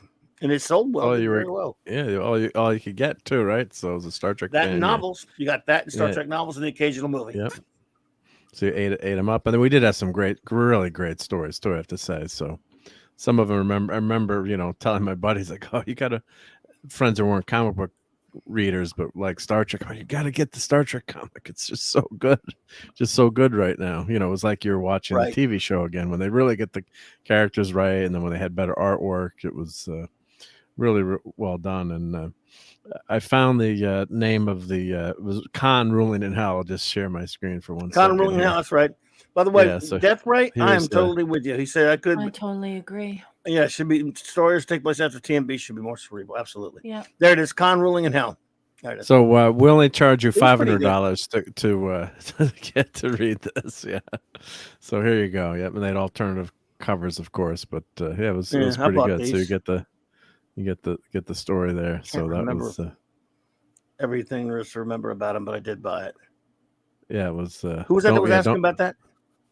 Was it Larry? Was it who said they'd pay? No, it was someone said they. Yeah, it was JT Kirk. He said he'd pay $1,000. Oh, JT Kirk. Yeah. To read, we wouldn't charge you that much. Yeah, only $500 each. One of the things that took away, I remember the most about this, because I forget who wrote it. How was it Tipton? Maybe that guy was. One of those. He wrote a lot. Oh, it's a big old collection of them right there. He wrote it to where he said Khan actually early on in the series, when it takes place when they first got dropped off on SETI Alpha 5, he really respected Kirk. He had an admiration for him for what happened, and he thought Kirk was good when all the things started going wrong. He was convinced Kirk was going to come back for him, and he didn't check in on him. Yeah, because he wrote. It was pretty interesting the way he wrote. It's like, for him to have this chip on his shoulder for Kirk, he had to come from somewhere, not just him dumping him. It's not only that, right? Like if they didn't have that, then when I was younger, I had issues with it when I was younger, but I didn't read any of the comics. And at first I was like, why is he so mad? Like he was going to go to jail. He on Earth, like why, not jail on Earth. Obviously he wound up at a penal colony, but I'm just saying, like, I always felt that Kirk did something really wonderful for him. Instead of, sending them to a penal colony, he set them free. And I think that was pretty cool, so that he could have a fresh start, but somewhere where he couldn't harm anyone. And so when I first watched Wrath of Khan, I was like, what happened here? Why is he so upset? But you also have to keep in mind, right, that I'm a nerd who loves Star Trek. So I don't know anything about these comics. I didn't read any of these comics, and I definitely didn't read any of the books. This was in 2010 or 11 or something like that. So this is way after. But yeah. Oh, this is way after. Oh, okay. Oh God, yeah. This is way after the fact. Yeah. Yeah. So here's that is something that I thought about. I don't know if you guys thought about that, but didn't you guys think about that when Khan first came out? Oh yeah. Like why did he leave? Why is he so mad? No, I didn't think of that actually. I think I just thought Well, again, I was probably more thinking about. I don't know how they don't know a planet blew up. Yeah. But he's saying here, Kirk will come. So yeah, that you would that's He one of the believes Kirk flaws would in the come. movie. It is one of the flaws of the movie. Yeah. Yeah, that but they he would have still had started checked blaming on. him. Yeah. So But it's and I think something about when he started blaming him. Was it? I don't know if it was in this comic. I forgot where I read it. Someone said something like, people were saying, "Oh, I know what it was. This was fans," because people were saying, "Why didn't Khan want to kill Kirk with his bare hands?" And someone came up with the fan theory that he probably MacGyver's before she died made him promise she wouldn't kill him, and he goes, "Well, maybe." And when he kills it, when he just, I've done far worse than hurt you. When he strands him, I don't know. There's some validity to that. Maybe he just strands him, and I don't know. Well, he wants him to suffer. Suffer. I won't kill him, but I'll strand his ass on an asteroid. Let him die there. I guess. I was stranded. Yeah. I shall leave you as you left me, as you left marooned for all eternity at the center of a dead planet, buried alive. Echo. Con! Nope, I got it wrong. Whoop, sorry. See, you thought I was going to yell, didn't you? Yeah. Well, we do have that. Don't we have that on your? There was going to be con. You don't yes, have I don't. RMB, Mr. Robert Meyer Burnett, a couple of years back, talked of a screenplay that he'd gotten his hands on that was running around Paramount around back in the 80s. Nicholas Meyer wrote. There was supposed to be some kind of a mini series that deals with what Khan knows between years, and it obviously never got made. And then when I watched part, I caught a good bit of that live stream he did. When I went back to watch more of it later to see, so I could, I wanted to see the whole thing. Because he told the whole story. He had to take it down. So R&B had to take. Yeah, you told me about that. Yeah, I had to take. Yeah, I never get to hear the whole story. Untold. Right. We'll have to have him on the show and ask him. Yeah, I don't know if he can talk about it. He can't talk about it, right? Yeah. I heard some of that treatment. Yeah. Just the Latino slant. What's up, Paulie? Dude. Hey, Paulie. What's up, brother? Good to see you. The great Latino slant, my first buddy I made on YouTube. What's up, Bob? Good to see you, sir. And Paulie, I watched the movie Devotion last night about the Korean War upon your recommendation after we streamed with Midnight's Edge Tom last night. And yeah, great movie. So if anyone hasn't seen it, I think it's streaming Paramount Plus. Might be free on Amazon Prime, but it's the story of the first black naval aviator and the Korean War. Cool. And it's a really, really touching story. And Jonathan Majors is the star in it. He's, of course, he's Kang. Kang. He was great in it. He's playing Kang, so he was great in it. So we'll see. I'm sure probably it sounds like it's going to be better than the movie I'm going to see tomorrow. But yeah, everyone should see Devotion. And I consider myself amateur history buff or World War II. Love as much as I can learn about World War II, Korean War, aircraft, and never heard the story before. So it's a story that more people should know. A story of true friendship that crosses all kinds of boundaries. So and a great first story of the first breaking barriers to become the first black naval aviator. So, but thank you for that rec, Paula. Yep. And if you have not, please subscribe to my good buddy Paulie's channel, Latino Slant. I'm sure everyone here is maybe subscribed, but if you're not, please subscribe to his great channel. And he dropped also, if you want to see, he has a review. I think it's a spoiler review of the new movie Ant-Man and Wasp: Quantumania. He has reviewed it. If you want to see his review, go check your review out, if you will, please. I've not a chance to see his review yet, but I know he talked about it. I haven't seen the spoiler review yet because I haven't seen the movie yet. I will have to see it tomorrow. And for those who don't know, tomorrow night, that's why we're doing the reason we're doing the Clubhouse tonight is because tomorrow night we won't have a Clubhouse. Mark and I will be at the Great Comics Divisions channel, reviewing it with the rest of that gang. reviewing the Looking movie. forward to that. Yep. As my buddy J-Man calls the movie, Wasp and Ant-Man. Wasp makes fun of Ant-Man for 2 hours. That's what he calls it. Lisa is subbed. So, anyway, so what's going on with you, Mark? What you got going for some Clubhouse fun tonight? Well, first of all, engineers love to change things. So here's a couple of clips. I can't believe we never had this clip. He tasks me. He tasks me, and I shall have him. And the classic.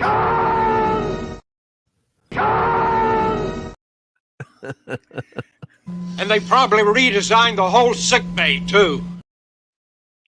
I have a whole folder. Why'd that stop? Did it play? Oh, it stopped. Oh, that played. No, it played. Yeah, we saw it stopped for me. I didn't see And they probably redesigned the whole sick bay, too. I know engineers, they love to change things. Oh, there you It's go. weird. Sometimes I pull my mask away, my mouse thingy away, and it turns off or something. I don't know. That's weird. Yep. About 80% of the time, I don't see anything you guys play. Did you see that one just there? Yeah, I saw that one. Huh. Weird. But the other ones I didn't. Criple nuts. Well, so anyway, what were you saying there, Marco? Well, I don't have anything. I was busy at work today. I don't have That's anything. okay. Nothing to show. Pull up from anything. pull up from the shelves. We could just talk. No, about the shelves. We could just talk about stuff. Well, did you show you showed everyone the mug that we got last week, right? You did show that, right? Oh yeah. Yeah, you did. We did show that. Yep. I'm trying to think. Sir. Don't worry about it. You don't have to come up with something, man. Look, this is what I did. The only thing I did this week, I did hang up the DS9 spaceship. Spaceship. Come on, Mark. Space station from the ceiling. So that's actually looking pretty good. It's flying over the. Keeping with here, maybe I'll show. I'll show that. So I got that. I got that over the. Let me turn the lights up here. I like this. I love that station. So I got it flying over the Astro Station, the Micronauts Astro Station. So let me check my camera here. Let's see here. So here we go. So let's fly up. Something in the chat, in our Twitter group chat with a bunch of pictures of spaceships. He did. He did. Show that. Yeah, that's what I forgot. Let me show that. Like, we can talk about that. Expletive. Hell yeah. We can talk little Trek ships if you want. Trek ships. Yep. That's what I was thinking of for that. So I got Tarek Noor flying. I'd love to have that model. That's cool. Flying up, above there. So actually, look pretty. She's looking pretty good up there. Yep. Yeah. So, there goes Iron Man. I just knocked Iron Man off his. Just a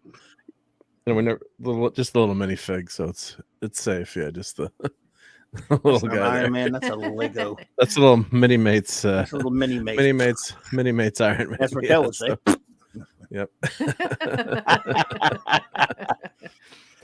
So let me pull that up. I know. Oh, he's a cute little guy. You're gonna pick that's on, great. You're gonna pick on this little guy. I mean, come on. My favorite is I think this.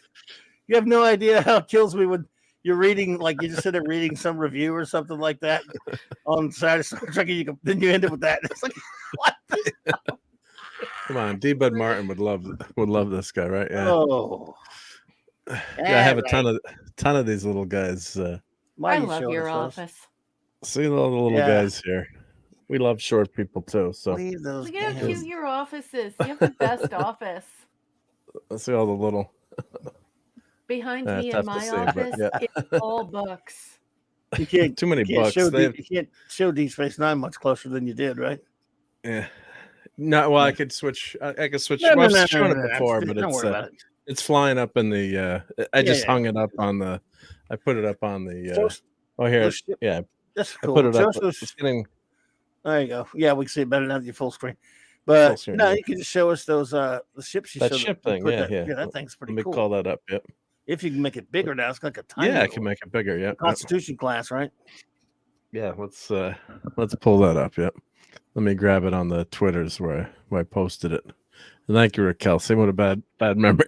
I was thinking about that for tonight, and I forgot what is your problem, dude? No, I'm kidding. I don't know what my problem is. It's bad. What is your major malfunction, numbnuts? It's Mark's fault. It's in his contract. Just ask Yeah. Chris. That's true. So let me present. You make me miss my Arlie Army toy that I need to get a battery for. You know, I have one of those. It's a big doll of the Sarge from Full Metal Jacket, Arlie Army. Oh, you do? You Yeah. press the button and he cusses. That's awesome. He's all, you press the button, he goes, "What is your major malfunction, numbnuts?" But he says a lot more than that. Yeah. So Okay, this blow it up. is. Blow it up. Let, blow it let up. me put the link in. So this maximize. is. Blow Let me that shit copy up. this. Yep. Larry says splat or command Splat. plus. Yeah. And Hungry Boy, sure, yeah, you could post a link. And I guess he's So in what? Tweety jail with Tweety Bird. I guess What? Is he? Hungry Boy did a bad thing. Were you naughty? I can't believe it. What would Hungry Boy ever say to get himself into trouble? Nah. Are you in trouble? Huh? Uh-oh, I Tweety? think he got Yeah. banned. Did he call Elon? Further notice. What did you do? I'm gonna go see. I'll be right back. I'm gonna put you on mute so you don't hear clickety click. Okay, Click, click, click.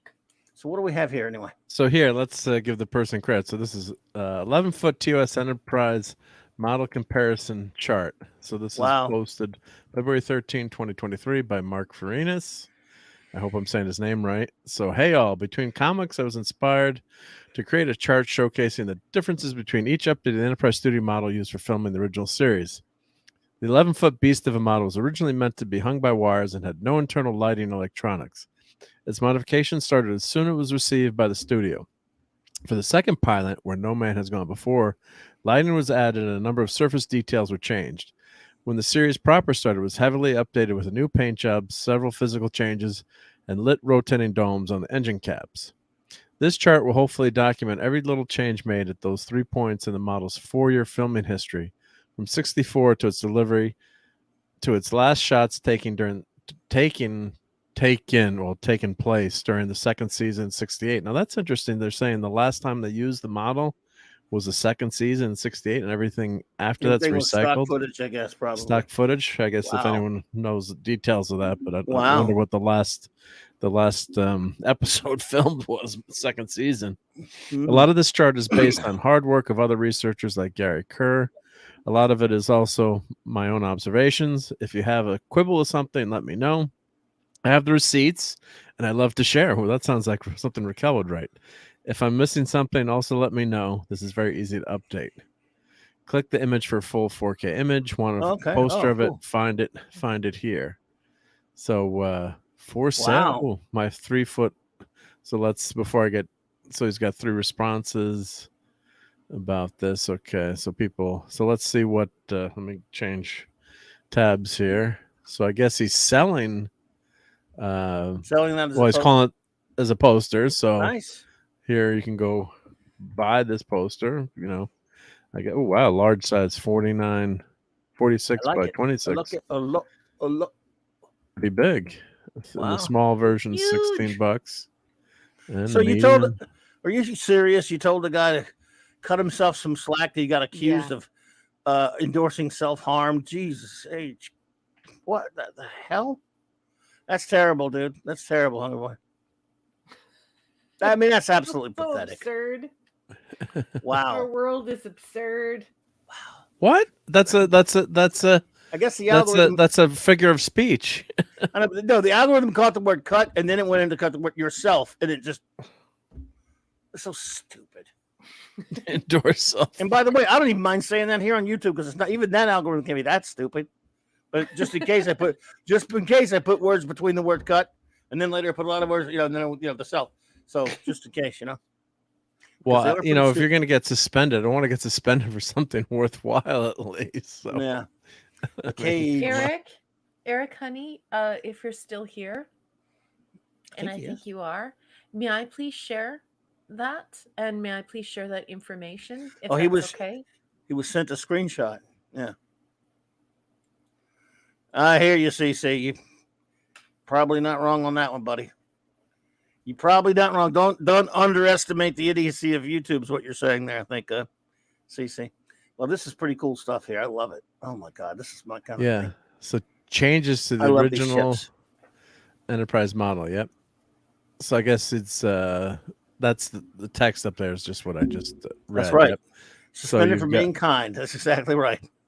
Yeah. Just said, well, no good deed. No good deed. I'm going to say it like Avon says it. But you know what they say. No good deed goes unpunished. I'm sorry. I was doing my best Avon snarl. It didn't quite work out on that one. Pretty good. No good deed goes unpunished. I miss Blake 7. I'm going to have to go watch one just because you said that. That's so cool. Look at that. Let's zoom in all the way. So the cage, of course, if you catch it, the easiest thing to pick, I think, is obviously, other than the paint, is the spikes on the nacelles. And of course, they're not colored. Why is it blue? No, they're solid. Why is the neck is blue? The connecting hole. Or the connection, or whatever you want to call it. Let me see if I can do the Cage Enterprise. Maybe they got a picture, like a real life picture. From the cage? Yeah. Let's see if I can get... the deflector dish definitely changes color. Yeah, but he must have had a reason to make that section blue. The connect. What do you call that? The connecting hull, or the there's a primary hull, there's a secondary hull. What do you call that? That's the neck. Yeah, the neck. They call it the neck. Yeah. And actually, I do have this Enterprise from the Cage, the Mini-Mates Cage. So I have that one. The Cage. Weird. So I have that also from the Cage. I'm trying to find. You should watch that tonight. I'm trying to find a good picture of the Enterprise from the Cage. Well, here's Ezra Goldstein. Shalom, honey. Shalom, my friend. How are you? Good to see you. I also have something really good to show you all as soon as we're done this segment on the ships. I have some news from the great Bronze Wrencher, Eric K. Something very special is happening to him on Sunday. Oh, cool. We're here. Don't forget. I sent a photograph of it to the clubhouse, and when we're finished this segment, no, it's Saturday. The very special thing is happening on Saturday, not Sunday. Saturday. All right. Saturday. Let's see. Saturday. So here's one of the most famous pictures, and I'm glad to hear that, Eric. This is the Cage ship, so you can see this is. God, could you imagine if I could time travel, go back in time and go steal this one? It's out there. You can't talk about stealing things, boy. So this is the Cage ship. You can see the spikes. Oh man. And the bridge is a little bit taller, so this is the very first. This is the first iteration. Yeah, I've seen it. Famous Look at picture. Look at that car. When the car backs up, they didn't have the backup cameras back then. Let's back up. Beep. By the way, I hate backup cameras. I got some of these newer cars that have to drive from a lot. Sometimes I don't even use them. I got to have a rear view. I mean, and incidentally, if there were contests for backing trucks into things, I'd be the world champion. Not bragging. Okay, yeah. And vans too. I mean, even not yeah. So that's a big sucker right there. So this is the later version, but I guess it was made to gorgeous. So just to give you an idea of what what the original model looks like. So here, of course, the taller. My mind again. I love it so much. I love that ship. I might slightly prefer the refit in some ways, but it doesn't matter. Either one. That's the greatest designed ship.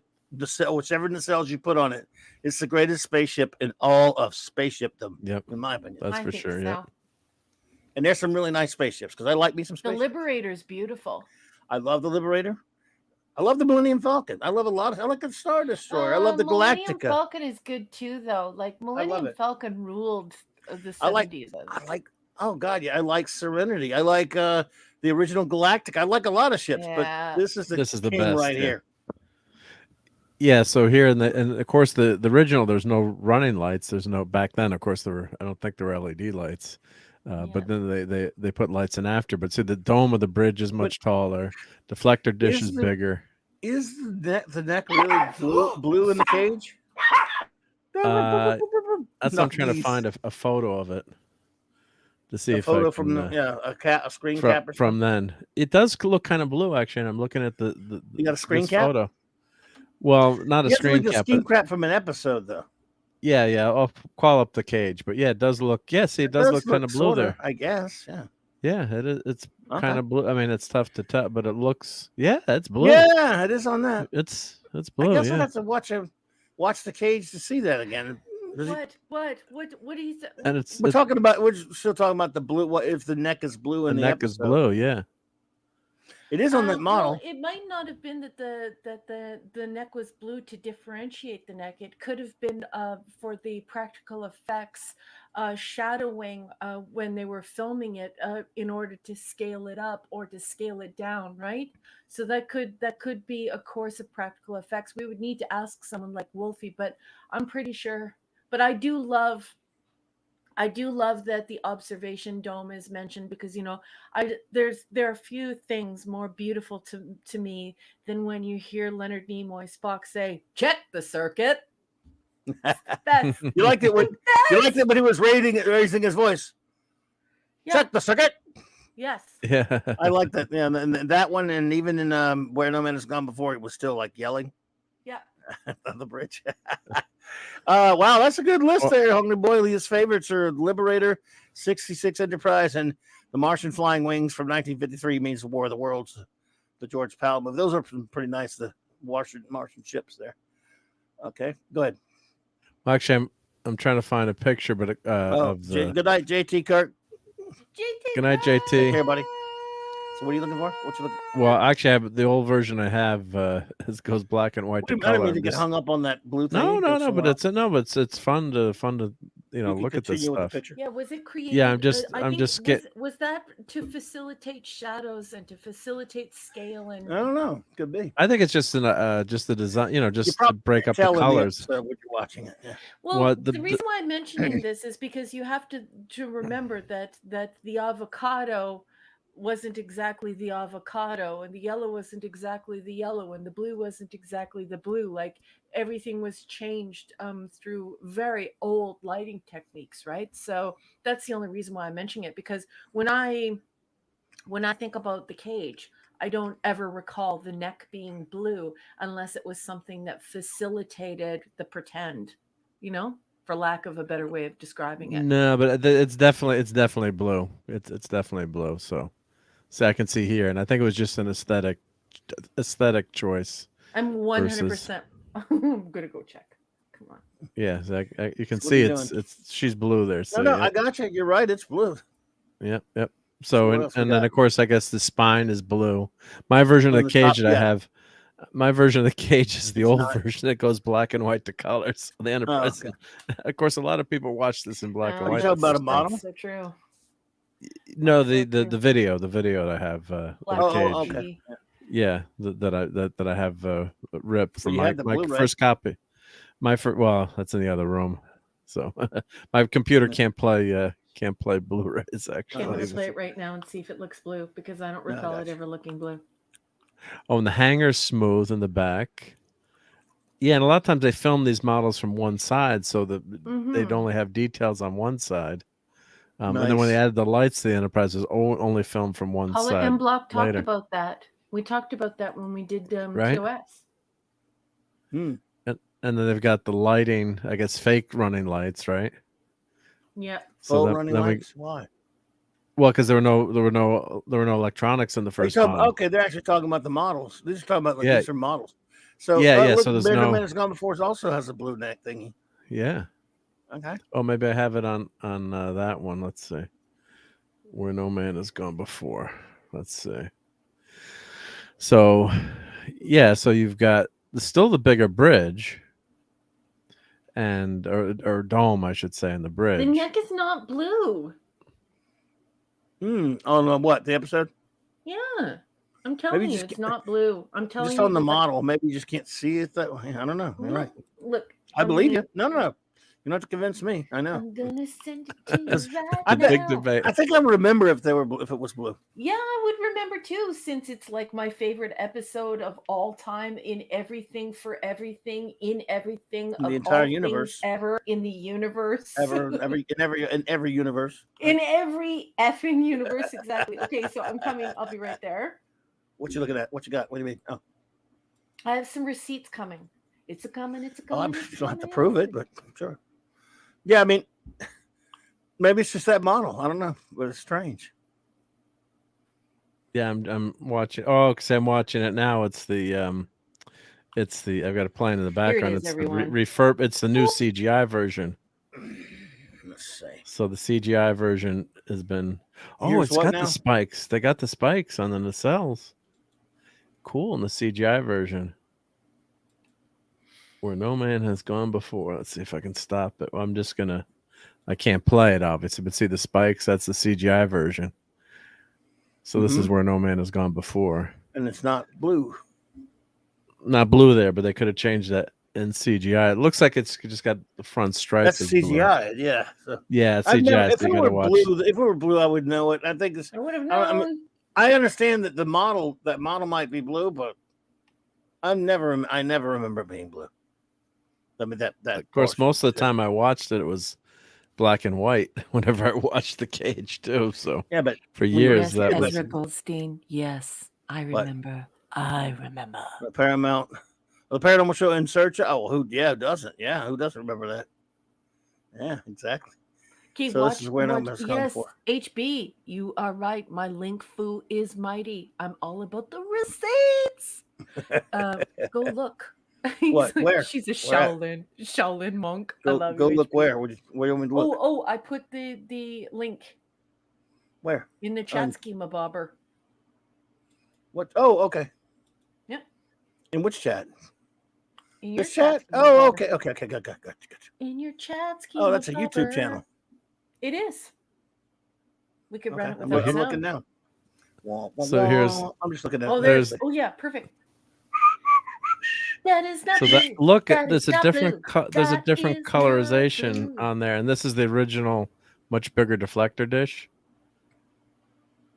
And then I don't want to play this, so let me go back to.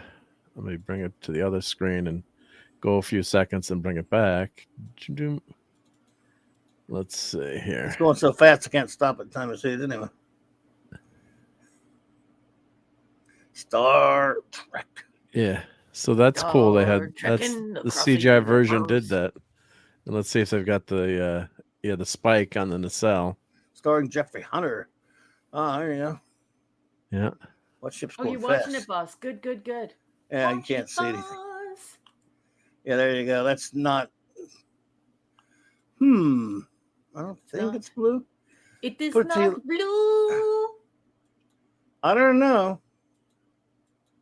So maybe it's such a faint blue, but I'm not so It's sure. faint something. It's faint It's truth. the big debate. Oh my goodness! Now that it's something you wouldn't unless you were looking for it. Because I got the ship. Let's see. I'm gonna pause it. I'm not gonna show it. Don't worry. But I don't know, man. Looking at it this close, now that I know what I'm looking for, I can see where that might be blue. That model. It's Wow. not blue. It's not blue. Oh, I think it might be blue. It's not blue. Oh, it's blue. Oh, it's blue. Yeah, there's a different It's color there. not blue. Yes, Oh, it it's is. so yeah, blue. yeah, it's a different color there. Yeah, What's I what's see it. wrong with your computer monitors? Have you I guys lost see your it. minds? I think That's a you can't- different can we color. That's show a that? different color. That's That's a slightly. different I color. mean, it's very. It's It's a not different easy color. to pick it up, but if you're looking, how many of you It's a times different have you ever color. stopped at that and looked for that? I never looked for it. Yeah, see, it's a different color. It is slightly blue. You guys. I'm telling you. I didn't want to believe it. It's definitely It's blue. very Well, maybe it's A blue shade. But it's very not blue faint. on my TV, and it's not blue on either one of my computer monitors. So Well, I have a. when have you ever I have stopped to a- look? I've never stopped to look. I mean, who thought about it? You know? Yeah, I never even thought about it before. I gotta say. And I have a color calibrated monitor for my, desktop publishing Which blue stuff. for the reflection of the blue screen. Well, that's from No. from glazing. Well, plus and paint. they have. Don't forget they have the original production stills too. So, and it definitely she looks blue in the in those production Weird. stills photos. So weird and annoying. It's not the end of the world. yeah, but they keep great. adding. The cool thing is they keep adding to the model. So they're adding. Oh, they added a window in the front of the bridge. Well, in I know this the version. deflector dish changes colors. Yes. But that's between movies, not between shows. Yeah. And they added vent holes in the cell caps. They added more details, hatch details. So the model keeps getting better and better. And then this is the one we all know and love. So it's got, they're saying neck painted hull color except for a forward strip, which was left blue. Metal grill added. Is that series when series got started after the 2 pilots? Yeah. So let's see. Now see that blue strip is weird. I mean, I guess because he's making it such a pronounced blue, you can barely maybe when they're filming it, it's more obvious when they're shooting in the model. Yeah. When it's out in space, in the show, when you show it, you can't. I mean, I've never recognized it in my life. I've never looked for it. I just watched it on my monitor and I don't see it, so I'm gonna mute and eat chips. Go ahead, eat chips. You deserve it. Don't let it ruin your day. By the way. I mean, we still love the Enterprise either way. So then they added the inside metal grill. Blue, yeah, I'm trying to see that part. I don't understand why they would. Oh, maybe looks dumb. Looks like some sort of Viagra device. Looks dumb. Little blue pill. Yeah. Let's see here. Which what number was Doomsday Machines? Season 2, episode 6. That's got a lot of Enterprise. Is that what that is? No, I'm going to look for skim through Doomsday Machine to see if I can see any. Are you using it as remastered? Because remastered might have taken it out. Remastered might have taken it out. Yeah, I got to watch the original effects. I mean, remastered would probably take that out. Yeah, you're right. Let me go to Paramount Plus. Paramount Plus has both? Yeah, I think they have both. Let's see. My Blu-ray set has both, but yeah, I gotta be. I know it's heresy, but I don't mind watching the remasters because it doesn't affect the story. And hey, Jill, what's up, dear? Hi, Jill. Good to see you, Jill. See, remaster doesn't bother me because I've watched it for forever without it. And by the way, also they weren't necessary. The two multiple things can be true at the same time. The remaster was never necessary for me. I mean, just cleaning up the film. If they're just like clean it up and make it look shinier is fine. As far as redoing the special effects was never, ever, ever necessary for me.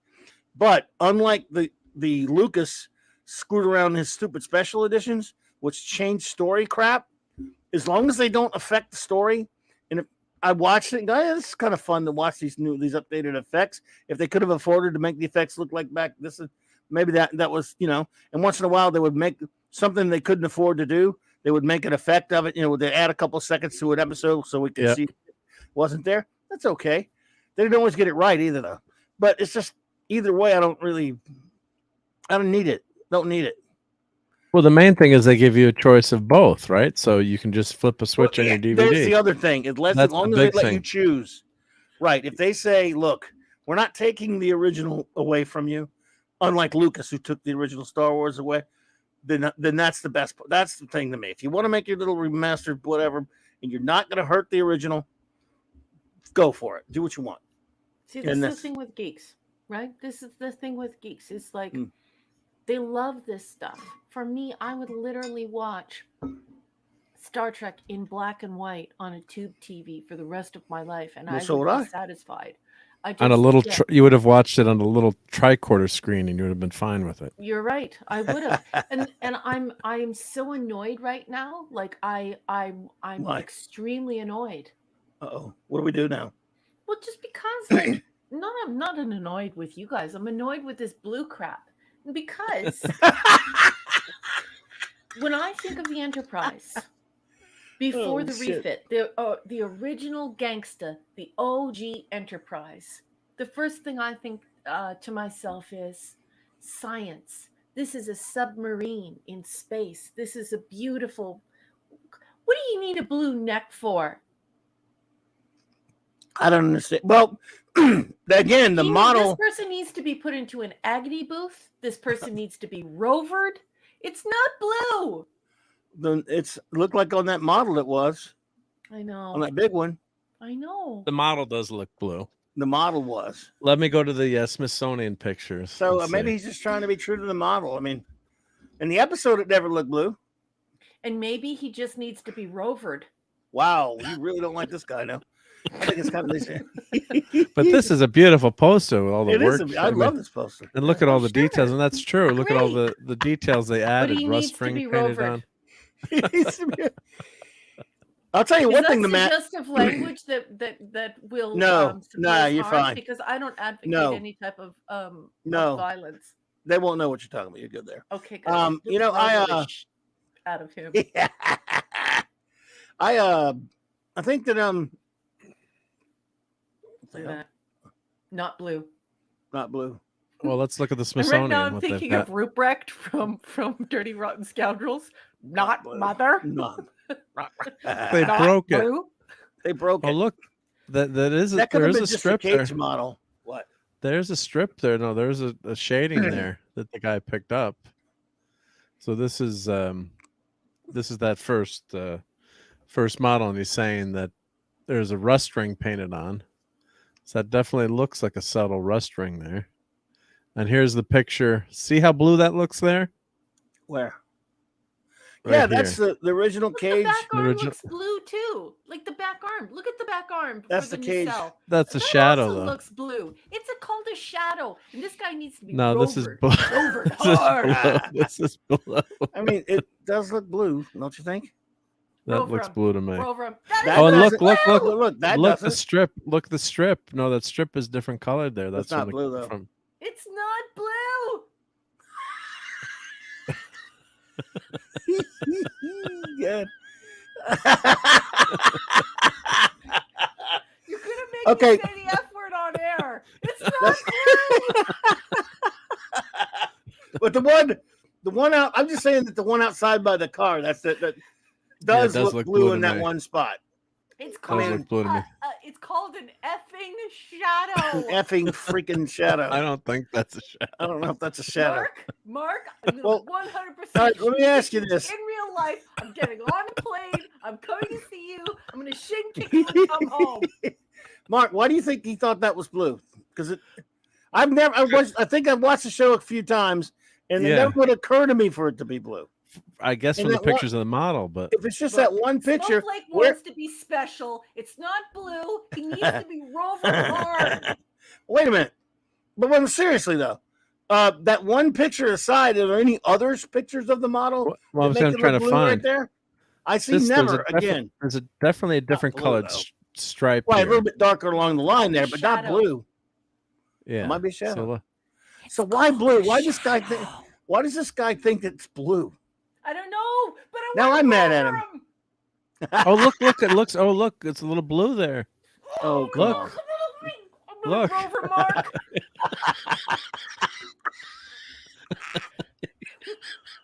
Holy shit. It's nerds versus geeks. Nerds. Oh, jeez.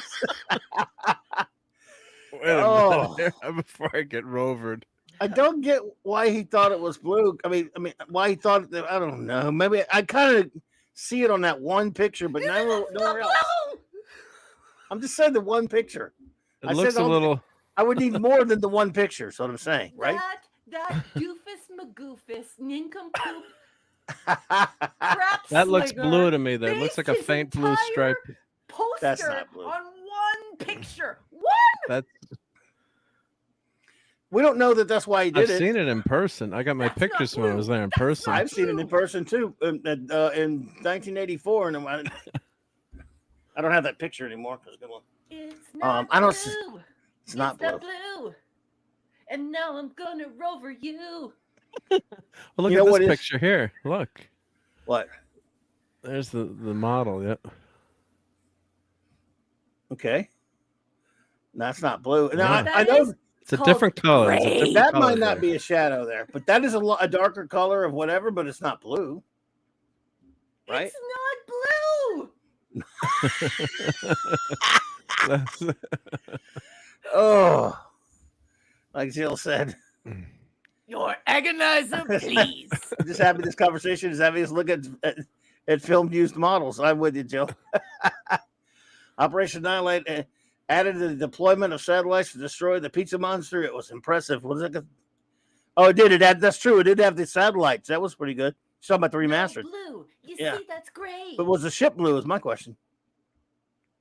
All right, this guy's going, look, guys, it's blue. All right. No, it's not. Your shirt's blue, a-hole. What? No, My gloves are you purple. My colorblind shirt is blue. nincompoop. No, it's not blue.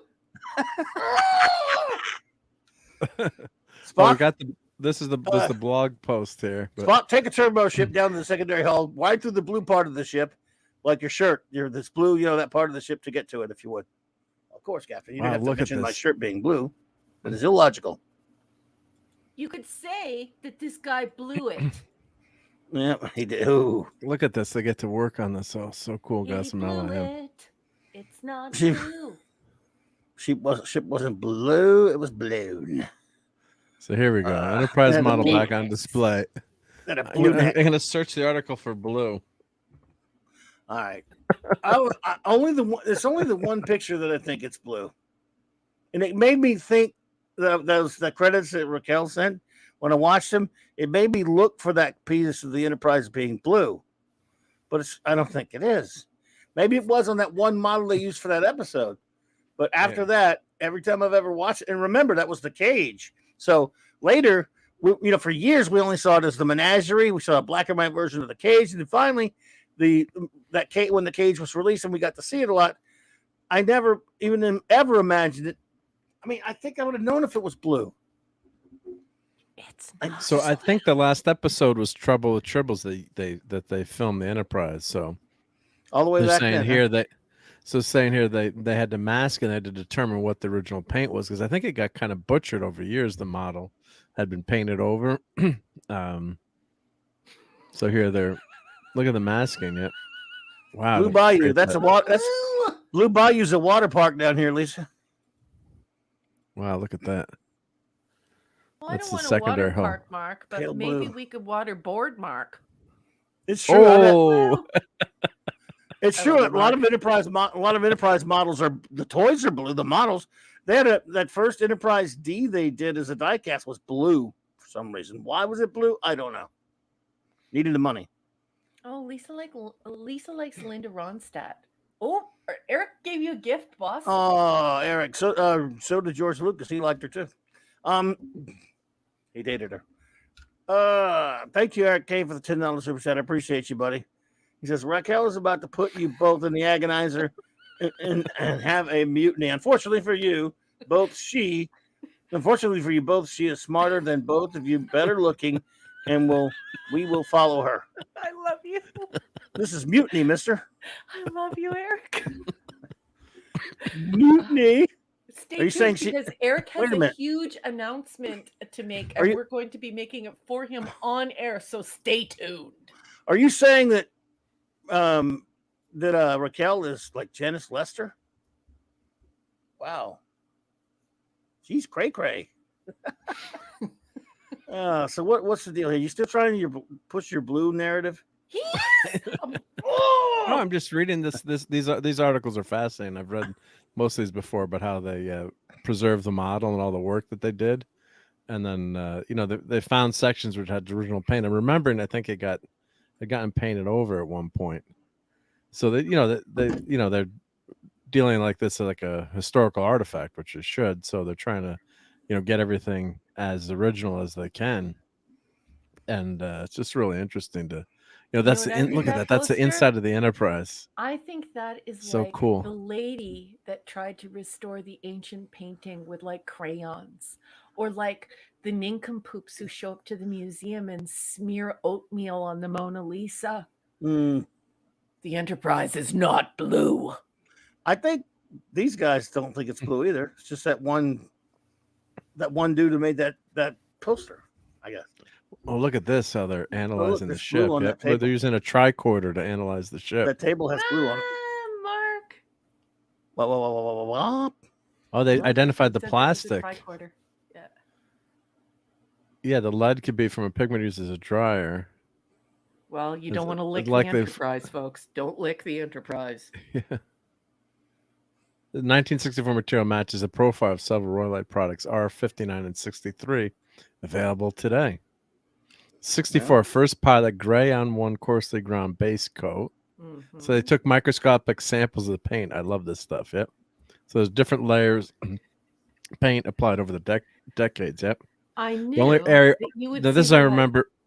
This I remember reading this. The only area unaltered original paint on top of the saucer will be painstakingly cleaned and stabilized, but not alter. For areas repainted during previous restorations, a new base layer will be applied on top of that exactly matches the original hull gray. Yeah. We don't have to speculate about the original gray color. Our examiner says reveal a large section of original first pilot gray hidden and protected under the saucer cover bolt. Cool. And Dr. Buck's analysis confirmed our findings. Is precisely matching the color and sheen of the original gray. Except for the blue on the neck. Bluey? Sorry. It's not true. That's not what the museum said. You added that.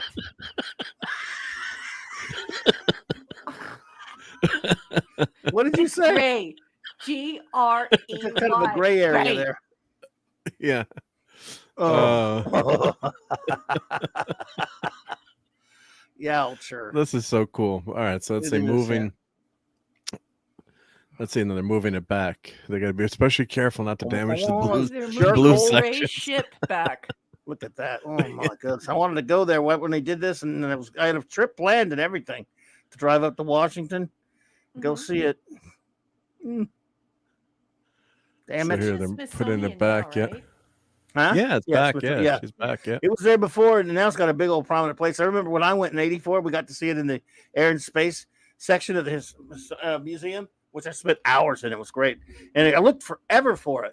And it had it in a really stupid place. I don't have the pictures anymore because, lost in one of the hurricanes or whatever. But I had pictures. I had to go take. It was like over this big stairwell. You had to go walk down and take pictures from the bottom, and then you go walk up to some other floor and take pictures from over it. It was really annoying. And yeah, but it was great to see it. That was '84. Then they, of course, it got all deteriorated. It got all messed up, but eventually, recently, they've restored it, fixed it all back up, as you can see, and now it's there. Can I ask a question? Only if it has something to do with the color blue. No. Go ahead. Sorry. There's only there are multiple locations of the Smithsonian in Washington, D.C., right? Oh, well, I mean, just, it's the Smithsonian. Yeah, the multiple. Right, but this is the Air and Space Museum. Air and Space, which is the best one, in my humble opinion. But I was there. I spent like hours in there. Oh, Raquel, you would spend a day in there. But she is in the Smithsonian right now, is she not? Yes. That's correct. The Air and Space Museum. In the front now, though, I think this has got a big old place. I don't know if you got a picture of the display here. Yeah, let me find that. Yeah. Didn't you go see it? That one? I went to see it. Yep. Well, I'm going to try to find. I have the picture of. Let's see. Let me call it. I'd like to go to it. I would love to go see that. I think. Let's see. Trip to Washington. Did I? They had NASA or something had the shuttlecraft that was redone, refurbished, on display down in Houston a couple of years ago, and our dear friend Doomcock went to see it and was supposed to be on there, and he went at the time and they had moved it, and it was up there. Boy, he was not happy, needless to say. Yeah, that's why you got to check when this. I think he checked. He thought it was going to be there, and he checked it. It was. It was. So I don't know where it is now, but somewhere the shuttle's out there somewhere where you could go see it. I forget exactly where now. Basically, man went back to NASA, but this one you can go see anytime. As far as I know. There you go. There's my family. Oh, they're that's what I mean. Look at the and look at the blue stripe. His wife is cute. I told you. See, this is why he has to go on date night, and you guys are all like, "Where's Mark?" And I'm like, "Look, his wife is cute. He's on date night." Listen, is that a blue strip or Mark? Look at the other blue prize. Let go of your blue strip. That is a gray ship. We shot for a blue screen. Let's see if I have any more pictures of it. Yep. Let's see. That's a big display now, way better than it used to be. Well, it was in the whatchamacallit, in the store there. But see, Claude remembers the picture I had. Mike told his mom he was taking a picture of her. He managed to get the full Enterprise hanging over her. Yeah, because it was hanging up from some weird spot. It was cool. Ridiculous. Yeah, it was hanging in the 80s. Yeah. Yeah. Let's see. Let me find. We have a replica of. Hey, not blue, says but DJ. It's a lot bigger, and it's in Vulcan. Oh, cool. If you want to look that up, Mark, I'd love to show everyone the Enterprise in Vulcan. Sure, I'd love to see that. Yep. I'm trying to find that. I do have a picture of that. Let's see when I was. Now everyone is like bugging me in the chat. Canadian Spider-Man does believe it. Canadian Spider-Cam. What's up, buddy? Good to see you, buddy. Hello, Canadian you're Spider-Man. doing well. I'm being mercilessly teased now. Tortured. She just doesn't like blue spaceships. No, it's not that. It's that you can't talk about the mother of all ships. You Here we cannot. go. That's true. Revealing the colors of the Starship Enterprise. I remember reading this article a long time ago. You got me. I don't believe it's blue either. Good, because it's not. I got to admit that, I mean, other than that one model, but that was, that might be the one outside that car. I don't know why it would be. The question is, if that's true, why would it be? It's silly. It doesn't make a lot of sense, does it? Yeah, it doesn't make sense. Well, here they're finding the colors on the model. I mean, they do some beautiful work here to determine, because they want to restore it to how it was originally. Not mess up. We've seen some of those restorations that they've done on. What was it? The photo of Jesus, the one that they totally messed up. Yeah. Claude has a suggestion for everyone that you should all watch Building Star Trek, an all-encompassing Smithsonian special. It's free on YouTube. Oh, cool. We should. Nice. Hey, watch party. I smell a watch party. Yeah. I think it goes into the detail of how that part of the why that part of the Enterprise is blue, which is weird. No, I'm sorry. That's the song. Blue, blue. Eric. Love is blue. Nick's here. Blue. Nick, what's up, buddy? Hey, Nick Weiser. Huge. Yes, what's up, Blue? Looking forward to seeing you tomorrow night. Oh, here we go. Here are the colors that they found. Okay.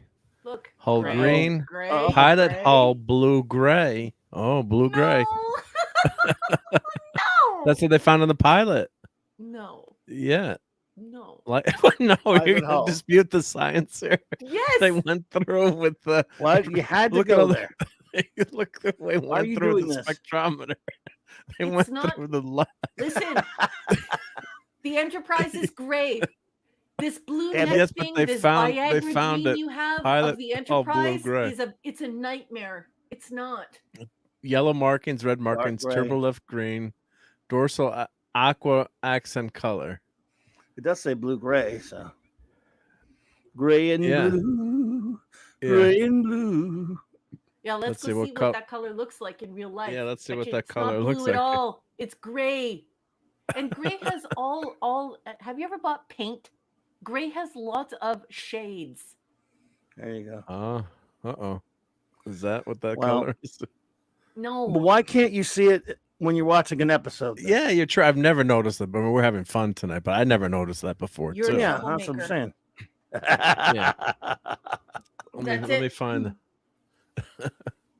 Let's see. Where's that? I had a I whole see album. there. Full of- you to write out 5,000 lines of the Starship Enterprise is not blue. The Starship Enterprise is not blue. No the part of the Starship Starship. Enterprise Not is even part of it. blue. Not even part of it. The Starship Enterprise's neck is not blue. The Starship Enterprise's neck, His neck is not is blue. not blue. Where the heck is that? When you're trying to find a. I had it like it's saved on a. Let's see. Oh, here we go. Oliver BC. Billamonte, here it is, thank here it is. you for giving me a reason, Gotta be even in more here. reason not to watch The View. Oliver, All right. I already had plenty of reason not to watch The View. That gives me even more. Thank you. But appreciate that. So, Now I'm I'm going to sorry. put All a right. VP up here. You see this? Let me tell you about the best grays, Raquel, and why you are right. I'm with you. It's not blue. It's All right, well, here. Let me pull It's this not up blue. and hold on. I've got some fun pictures to show, even though it's just the Enterprise model. Every time he says blue, just go do your sound. Yeah. Every time you say it, just You are authorized as his commanding officer. thank you. Thank you, Captain. Acknowledged. You're gonna be All like right, Spock here and we go, McCoy here we fighting go. all the time. Let's see here. This is just gonna be fun to show, but let's see. Let me change these Oh, settings here. God. That's me and with the Enterprise. Nothing with the. Let's see. Oh, I gotta change the settings here. Nick, I gotta put this up. Is that okay, algorithm wise? Don't read it. I'm not gonna read it. You could. It's okay to put it up there. You're saying Nick is a bad boy. The new rules. Nick is a bad boy. Sorry about that. You put it up there. That means so long as you think it's all cool. right. So this is me, like maybe 3 years ago. Don't worry about it. Where's the? So that's me, maybe like 3 years ago. 3 years ago. Yeah. Put another 0 behind there. Yeah, more like 30 years ago. Oh crud! You're right. Yeah.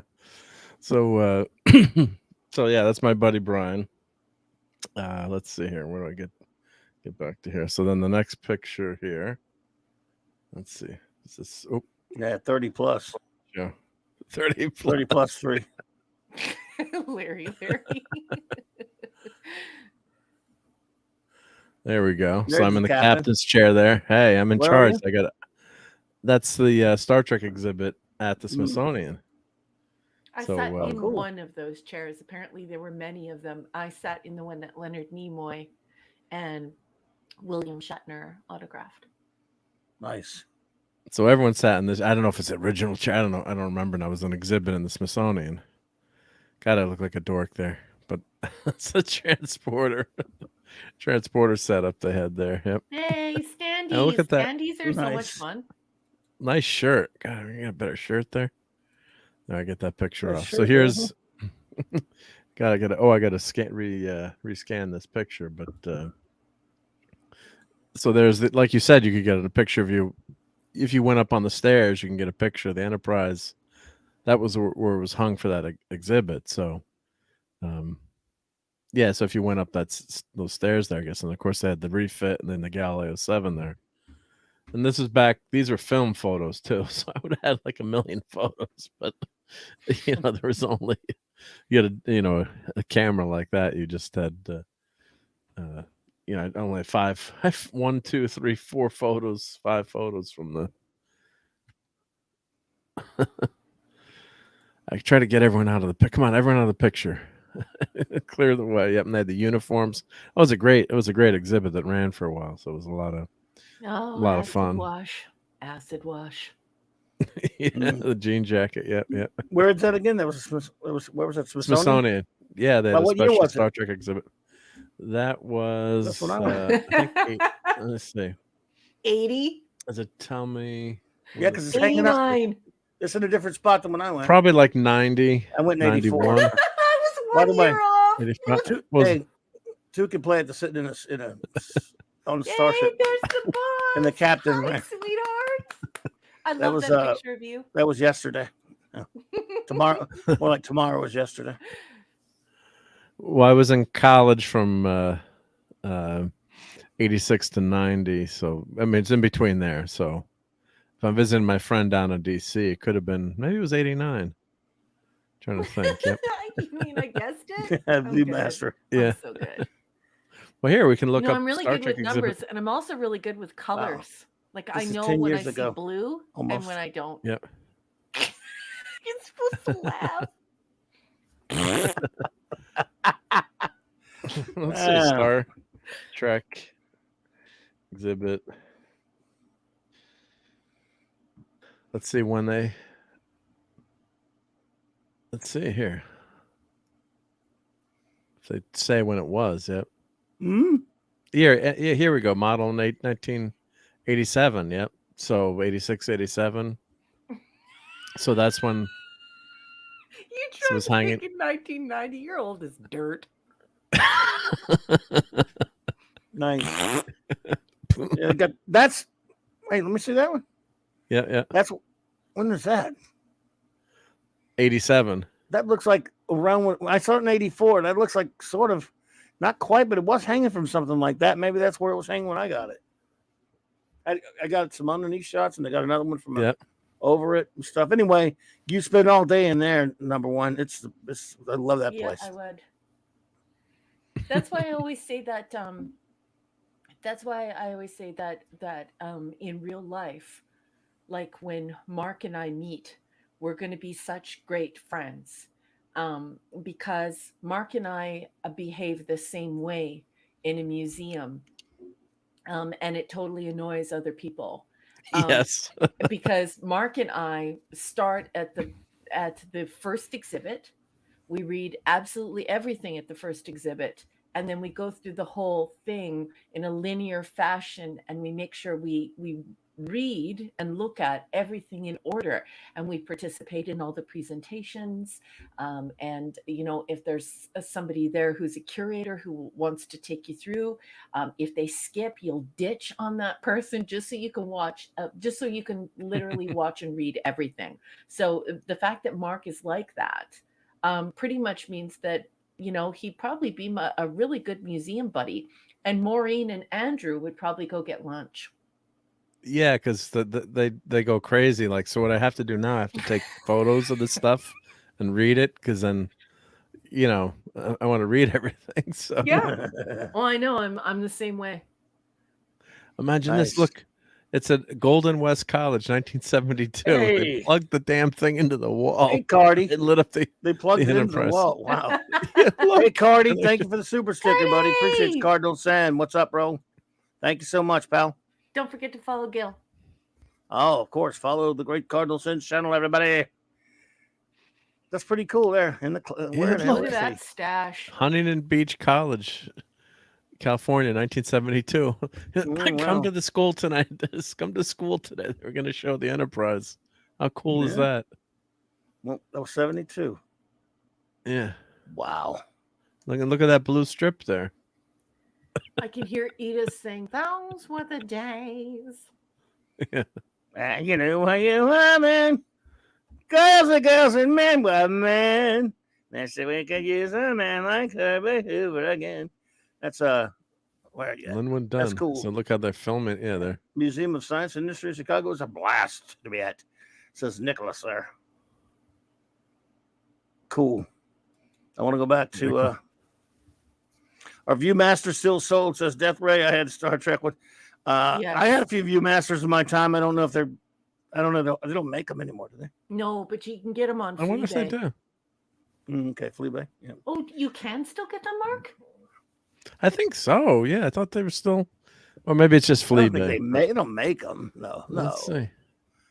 Viewmaster. Why would they make them? Just for nostalgia Nick purposes? wants you to grow Well, makes the, them for nostalgia, maybe, but Nick wants you to grow the Magnum PI mustache.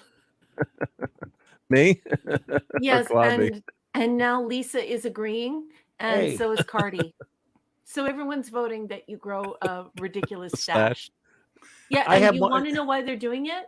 Because you said that the Enterprise had a blue neck. up until 2008, I had one of those mustaches, and I remember they saved it off. Everyone was like, "Who are you?" They couldn't Look, believe it. Not blue. Not blue. Oh, that's a miscolored Enterprise. It's not the neck isn't blue. Clubby. Oops. The Viewmaster box set on Amazon for $23.95. Yeah, They're still selling them. nice. Before you do that, can you do me a favor? Can you please go to the Clubhouse private chat? Oh, Sure. And can you please get the picture that I sent you, because I want to That's make a- an oh, yeah, yeah. announcement for Eric K. announcement for Can Eric I K. can I pull it over now? That's okay. Hmm? You ready? Model 1975. Okay, Hey, so look I at that have puppy permission dog.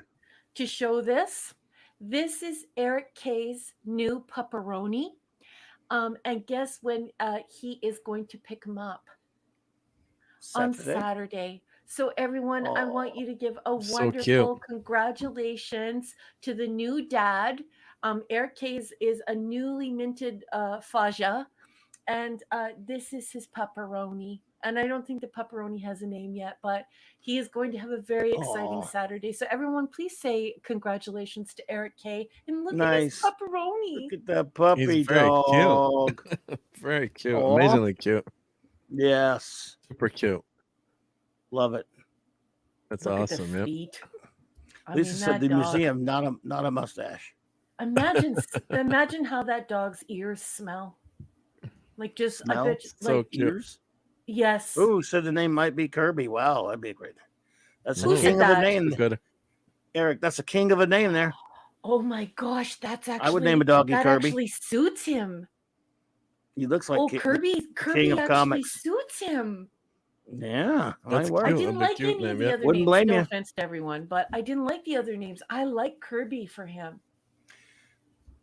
You don't like didn't the name? Kirby have that color of hair, boss? Not really. I I don't think Kirby but was still, blonde, wasn't he? not really. Oh, Not or that I know maybe of. it's just because he was Dark hair. aged and. Well, he had and- white hair. Yep, when Yeah. in his days. But But at least the doggy has no blue in him, right? no blue. No blue in that dog. How about? I don't know. I like Steve Martin's suggestion though of a name in The Jerk, but I can't say it. No. Remember that? But Remember I that do one? like Cancel. Kirby.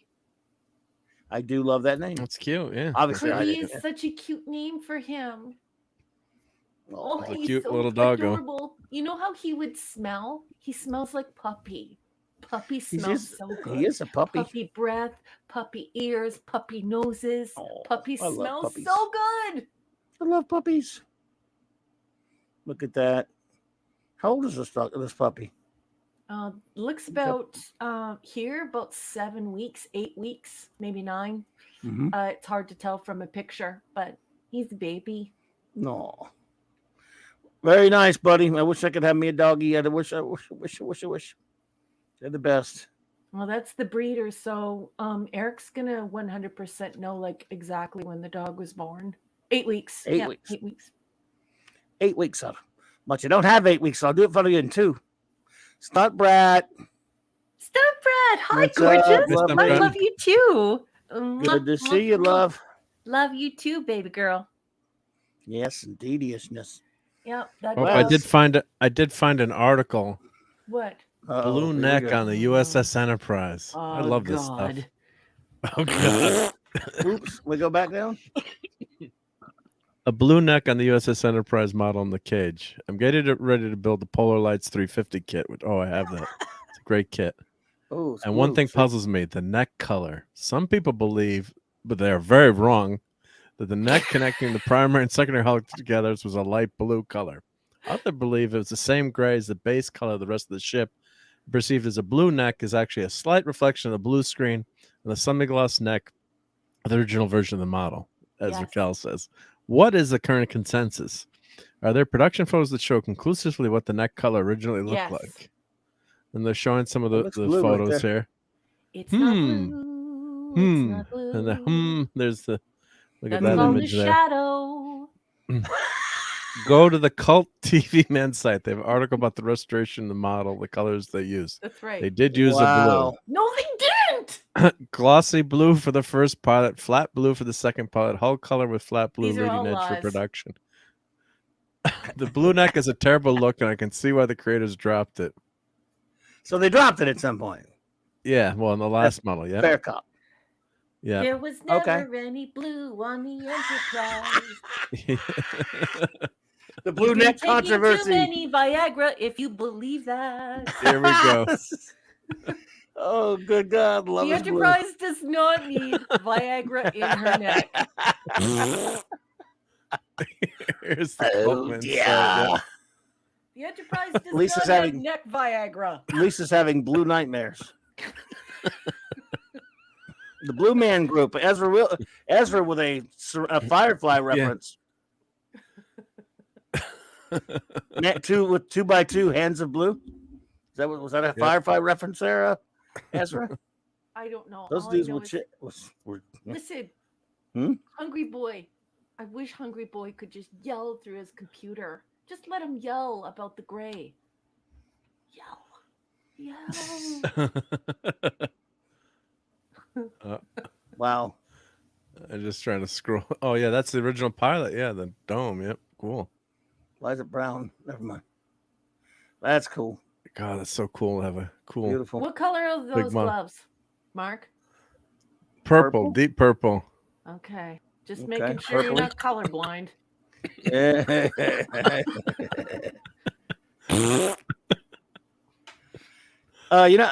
Lisa, I'm the same way. I never saw blue on the neck before either. Yeah, no, I we're having fun with tonight, but I I never saw any blue either. I gotta say, turquoise Did you just bleeding. retract? No, but I'm saying I was saying he never saw it either. Yeah. I never noticed Yeah. until I saw that poster. But they're saying turquoise leading edge. You know what you should I've never do? painted any of You my should my message that enterprises. person and just message them and just be like, look, we talked about your poster and this is what I want to say.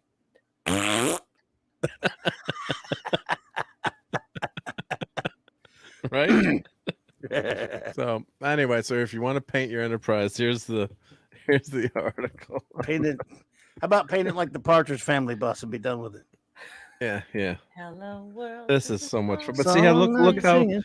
you can Make get me into the minutia happy. of things, you know, just from you know, different you know, something that's not that old, right? So yeah. So it's very cool. Smoke on the water. But it's such a great Boom, boom, boom, boom. Sorry. no, I was to say it was just such a gorgeous, it's just such a gorgeous model. It's just Yeah. that the you know, whatever we you know have If you add fun blue talking to about. your enterprise model, you are a nincompoop. Oh, wow. Yeah, all the ones I painted, I never painted that. Good No, man. Oh, I got the model for the 50. Let's see what they tell me to paint it here. I got my 50th anniversary enterprise. it's got color. It's got You got a 50? instructions. Let's It's see. got the it's got fitty. painting instructions in it. That's what I'm gonna look. I'm gonna look at the instructions here. Yes, let's see if I. Monkey J. gonna- So I'm gonna What's up, check monkey? the instructions. Yep. Let's see what they say. Oh, that's the kind you paint. Yeah, so you Shooter's paint here. it. Yeah. Hey, shoot, shoot, sir. What is up? I mean, bud? it's a gray with maybe a tint of blue on the. It's like a Right. slight tint of blue in the original model. But let's see if I look you at the need to instructions. get rid of that shapeways.com poster right now. It needs to be burned. It's- Oh, wow. Man did a lot of did a lot of work on that thing. Yeah. Oh, he did a shame. beautiful job. No, it's not. It's not blue. Okay, decal place. Blue, blue. My soul is blue. Poor guy. He doesn't know how many shin kicks he's getting. Oh, so many Mm. shin kicks. Actually, I mean, it does for look this, weird. That he looks weird. deserves like a Muay Thai clinch. If you I gotta can't tell Muay you- Thai clinch him, you gotta I- rover this kind of thing. Just I'm rover getting. it. Thank actually- God. Thank God. I'm actually beginning to see when Raquel feels that way because it looks so weird like that. I've never seen it in my life blue like that. That contrasted that much. Yeah. Paint Yeah. guide. There's no No paint blue guide? on this. There's no no Because blue. they've never seen that either. Educated. There you go. So here we go. Oh, So blue. here's You should paint it blue anyway. I know, and Raquel wants you to. Eric No, Case I is gonna paint it blue don't. anyway. Here's the colors. What Look would you at do if that. you painted? Light what- Ghost Ghost gray, dark gray, gray, gunship Dark gray. rose gray, gunship gray. Stop. Red metallic. Okay, look at copper, red, chrome silver, clear red, clear green. Guess what's not on there? Blue. Blue's not on there. So you're saying you don't want him to put any blue on there when he paints it? No, leave her alone. Basically, So that's Mark, the no matter whatever you do not paint the neck of blue. maybe I'm telling gonna you make now, it Don't do it. make an Don't. all blue. Make an all Please. blue enterprise. No, for the don't love of do that. God. Don't do that to her. They She's did that. Beautiful. Enterprise D. Remember that the first die cast that Playmates did? It was blue. I mean, it was all blue, the whole thing. The dinky, right? Or Playmates? Yeah, or- yeah. But that was the die cast little. It's like a metal. I mean, and for the years I'm like, why is this sucker blue? Because even the That's D's that's not like blue. making the Liberator pink. You don't Oh, do that. I punched somebody in the throat doing that. Really? See? Now you see why I want him rovered. Well, yeah. I'm not saying I'm for it being blue. That's the first time I've ever seen it. I'm just as horrified as you. I've never seen it blue before. I'm blue about it. Blue grass, Zathras. What's up, Zathras? Blue gray, yep. Oh, Zathras. The only person who likes the Enterprise neck blue is Stephen Collins. Woo. I don't Ahem. understand that reference, but I bet you Oh, it's funny. you No don't wanna know comment. that. No comment. So Yeah, so Monkey we'll, Jeebus is right. Monkey Jeebus's paint is like the animated series. Monkey Jeebus. Now, so yes, no blue in there. Yep. Oh, Well, I mean, when I did the refit, I had all the when I did the the Aztec, I mixed all different colors, and some of them had kind of a blue color, but that's the refit though with the different hull colors. right. So. Jesus. Oh, you had Kelly, to you better start- write. Everyone better write this guy. He said he's got the receipts, so why don't we ask for the receipts? he Ask doesn't him why have it's the blue. receipts. What he He has said he is did. a load of. Sorry, it's true. Oh. Does not have any receipts. See right here, he Ooh. said. So, yeah, I said ask any questions. Never Your email will mind. not be Dingbat. published. You don't need So- questions. Can you hear the sound of the rover? Roar! That's what you should be hearing. That's all you should be hearing right now is the roar of the rover. You know what happens to you after you get rovered? You don't live. Well, no, you go to a fictionary prison where you are a number. You're in the not your name. village. Go to I the have got a village. number. Life is over. Yes. You're in the village. You're in the village. All right. Well, What do you someone want? asked this person. Information. Sorry. Someone asked this All right, person how they You find ask him. the neck is blue. Why? He painted it so. I mean, he didn't even like make it subtle where it was just kind of a shade though. It's very bluey, and it's tough to tell from that one model out in the street. That somebody Yep. left out in the street to get hit by a car. It's I mean, who knows if that's like we'll kill somebody like a shadow or something. I mean, in other words, if he's basing it on that, I would need more, wouldn't you? Well, when I discover the key to time travel, I'm going Well, back there to you go. 1964. Well, I'm saying, You're yeah, but you don't need time what travel. color? Watch the freaking show. Watch the old prints. Don't watch the remastered. And Yeah. tell me when it ever looks blue. Mhm. I have to go grab It my never even occurred DVD to in the me. other room. Yep. I got them on think my that DVD. Or you can just go to Paramount Plus, wherever you have. I think Yep. they have both. only has the remastered. Only remastered. Okay. Checked. But on my Blu-rays, I have Or you could just trust the Smithsonian. Yeah. Yeah. Or should write You know, them. the people who restore Yeah. like things like the Raft of Medusa and the Mona Lisa. With the old, prints of the old, when it was really getting like what we used to call Star Trek, when we're seeing reruns in the late 70s and the early 80s, we jokingly used to call it the green comic because it was like green. So it was like a green tint to it. It was old. It was rerun a lot. If the Enterprise looked anything, it looked like it was white all the time instead of like more of a gray. Especially But if that black were, and white. yeah, but there was no difference between the neck and the rest of the ship that I could ever see. And then when they came out with what they did was around 88-ish. I remember this clearly. One day, we'd already recorded Trek. We already had them on DVD. Excuse me, DVD. Listen to me, VHS. And one day, someone says, "Hey, did you see Star Trek? That just started rerunning the game." Well, I got them all taped already. No, look at this. Somebody taped it. Look at how clear that is. Like, oh, and I think Claude remembers this. We looked at it, goes, "Holy crap. It's perfect. It's beautiful. Like it's just been remastered." We didn't know what remastered was. I mean, it's been cleaned up. What the hell? And this was a syndication, right? And then we watched an episode, and because we watched it a million times, we started noticing that they'd been butchered for time. I mean, chopped up. So it looked pretty, but we were pissed off because they were cutting things out of it. Now you think when they cleaned that up, maybe if it was supposed to be blue, we would see it then, and we didn't. And then, of course, not too long after that, they started offering the videotapes, like an episode each at a time or whatever. Yeah. And it would say on there, uncut. Yeah, uncut. So you did that just so you could piss people off, and you got to buy the show because you can't record it and get it full now. Fans are going to have to buy it on pre-recorded to get the full episode, you jerks. Yeah. I wanted it on pre-recorded anyway, but you know what I'm saying? Fans want that anyway, but, Yeah. anyway. Well, the thing is, So that's the thing is when they're remastering, they could basically make it any color they want and enhance it Yep. in any way they want, right? And especially with Photoshop, like this guy doesn't. This guy clearly has no receipts because I've been watching, that episode since it came out, and I believe it came out in 1988 and wasn't available in Canada until 1989. The Cage, so hysterical, but I've been watching it for a really long time, and I've never noticed the Enterprise being blue. And it's not blue. It's not blue in any photographs except for one photograph where there's shadow. This person is just looking for attention, and he got it. So we gave him the attention Well, I he don't even needed. think he. I don't. I think he just. That's what they think it is. So he's just. yeah, I just think he's wrong.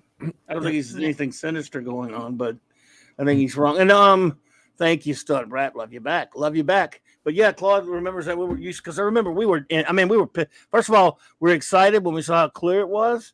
Okay, I'm gonna start recording all these, and then what in the hell?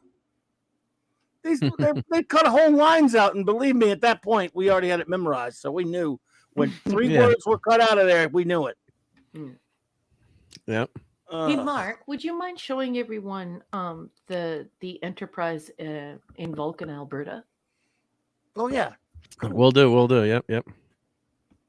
I You have don't know, so you're photographs familiar? of it, but I don't want to look through all my family photos to show it. It's just so much easier to look it up and nice. just show it here. I want to take Clobby here one day, and when Mark and Maureen come here, I'd like to take them here as well. Nice. So I have tons of photos with the ship.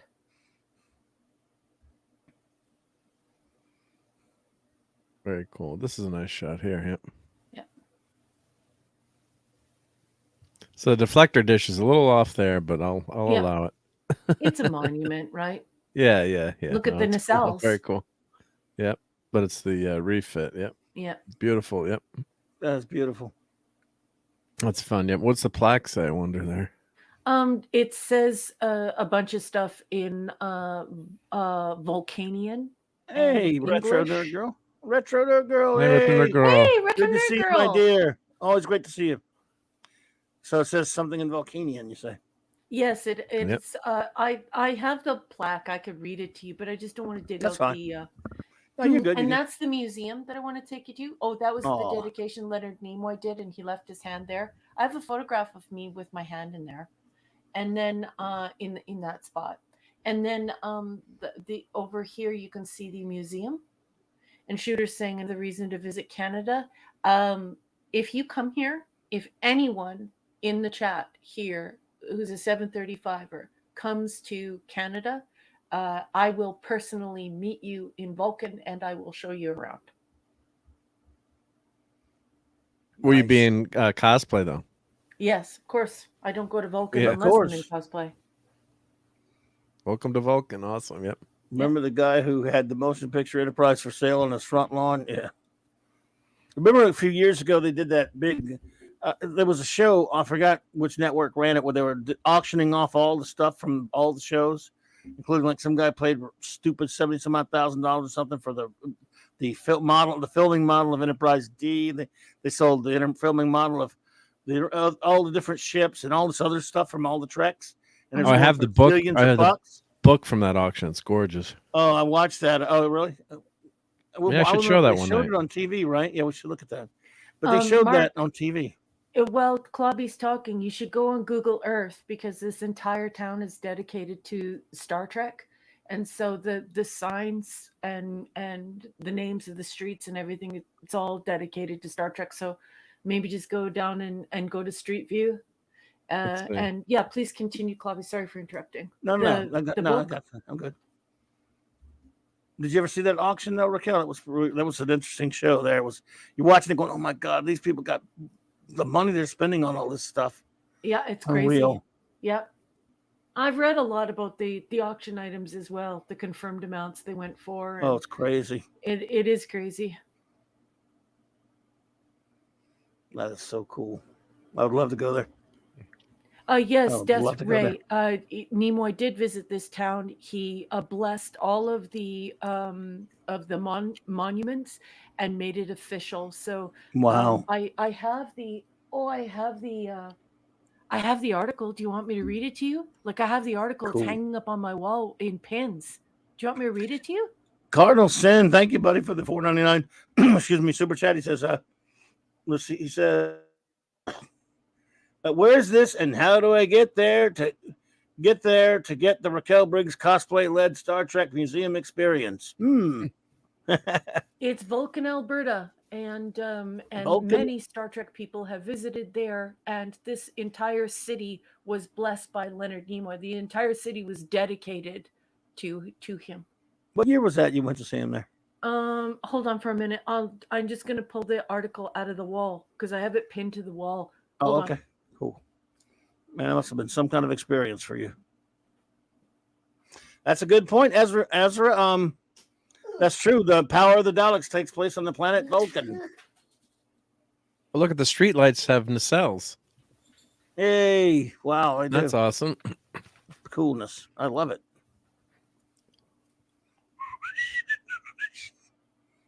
Let's see. So if I can get Sathras. He says, William Shatner told them to get a life. Take that, Vulcan, Canada. Okay, so I have the paper in front of me right now. It's from Saturday, April 24th, 2010.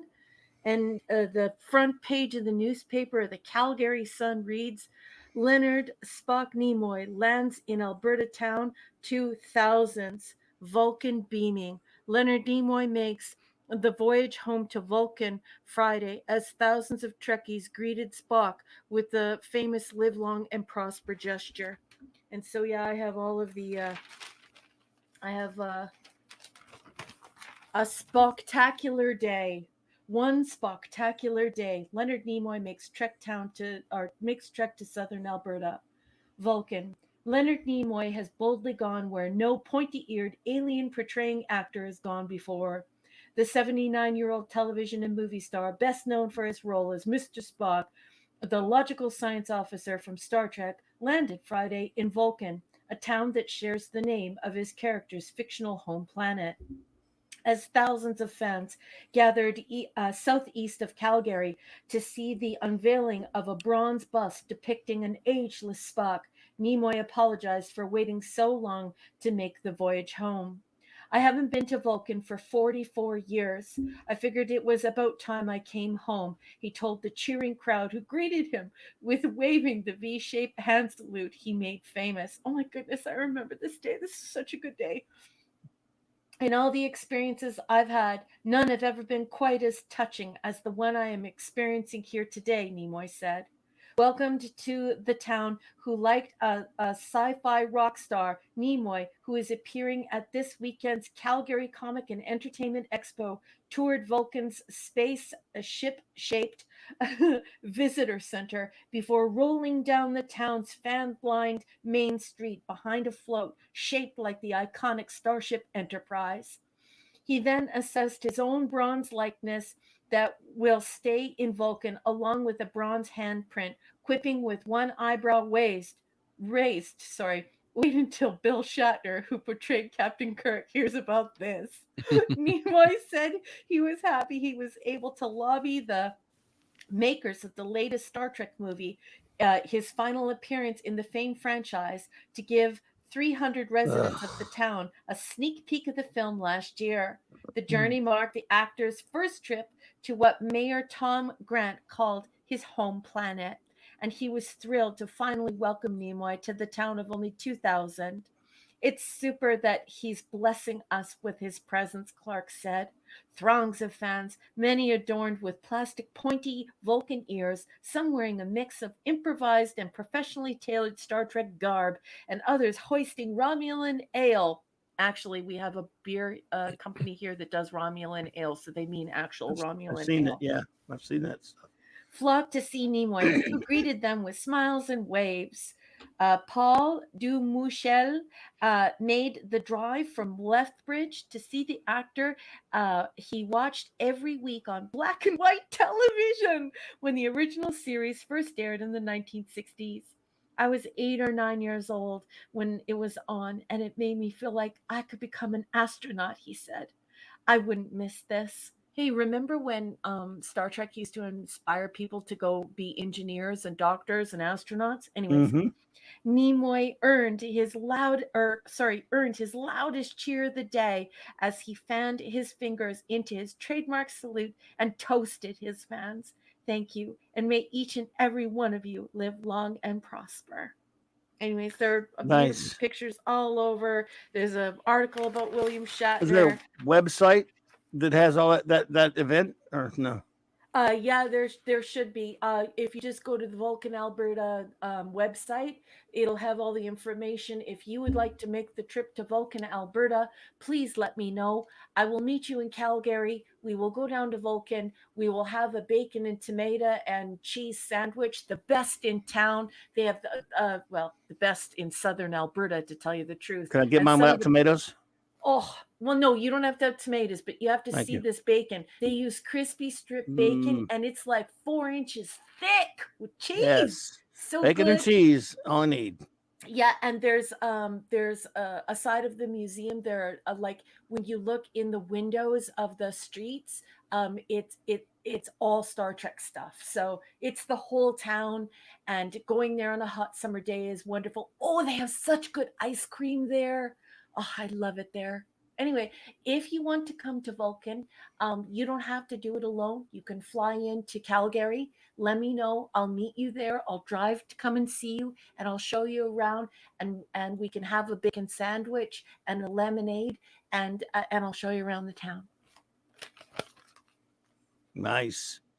Was it Classic Comics says there's an old restaurant that is shaped like the Enterprise that is just off the highway somewhere near Waco, Texas. Cool. I'd love to go to that. I never heard of that. Nice. Wow.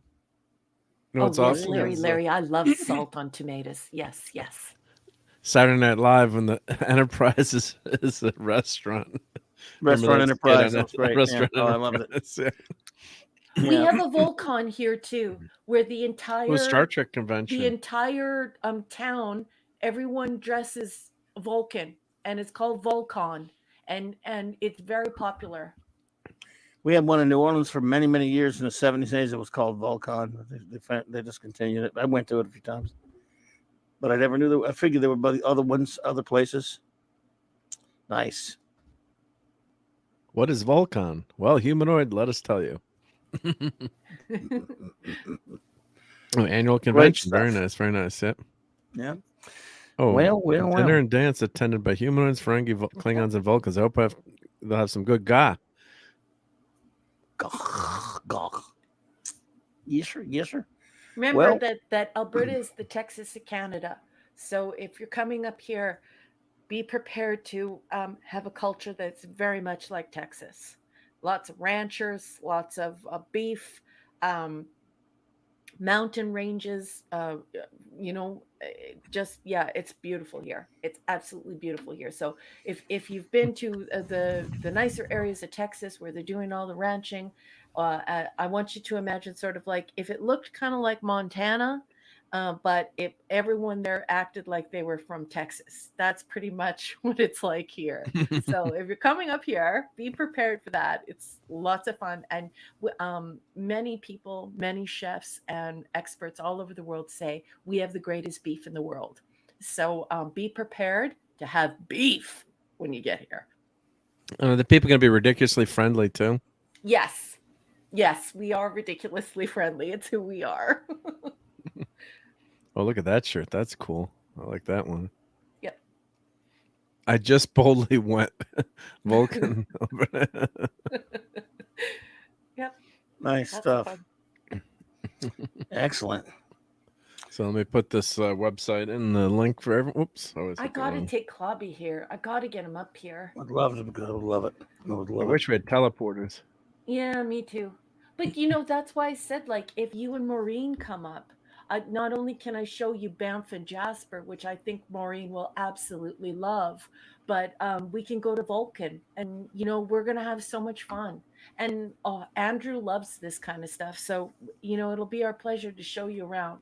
We got to get Clobby up here, though. Yeah, I'm game. Yep. I would love to be there. Yep. Well, we need to get you out of here, Raquel. It's late night. Oh, wow. So God, it got late early. No, Yeah. it's just because we have so much fun. Can you believe always so that much you fun. two are so smart that you decided to do this stuff that we do behind the scenes in front of everyone? I'm always amazed that people want to hang out with us, and I'm amazed that we used to do this in private. We'd be like, "What time is it? We need to go." Yeah. Usually don't argue that much about colors, though. No. Well, I had to tease you a little. Plus, it's Oh, it was a not lot of blue. fun. That was fun. A lot of fun. I'm just got my eye out for Rover as I'm walking around here, though. Oh, This call is- off the what- Rovers. Don't hurt What about- Mark. what Don't about Blue hurt Rover? Mark. What about Blue Rover? Blue Rover. Oh man, thank you all for being here tonight. It was a lot of fun. It was great, and man, what a great crowd we have. It's just always the best. And first, before we do some show notes, I'll get any closing words coming from first for our first officer.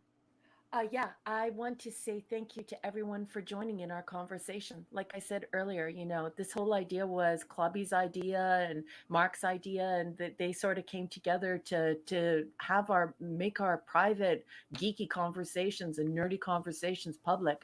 And tonight was a great example of what we do when we're alone. And I can't believe how cool it is to do this with everyone in the room with us. So I just want to thank you for being a part of the conversation. Thank you, each and every one of you, for just being bright, brilliant, engaging, fun, cool people to be around. Each and every one of you matters to us. We know every one of your names, and we love hearing from you.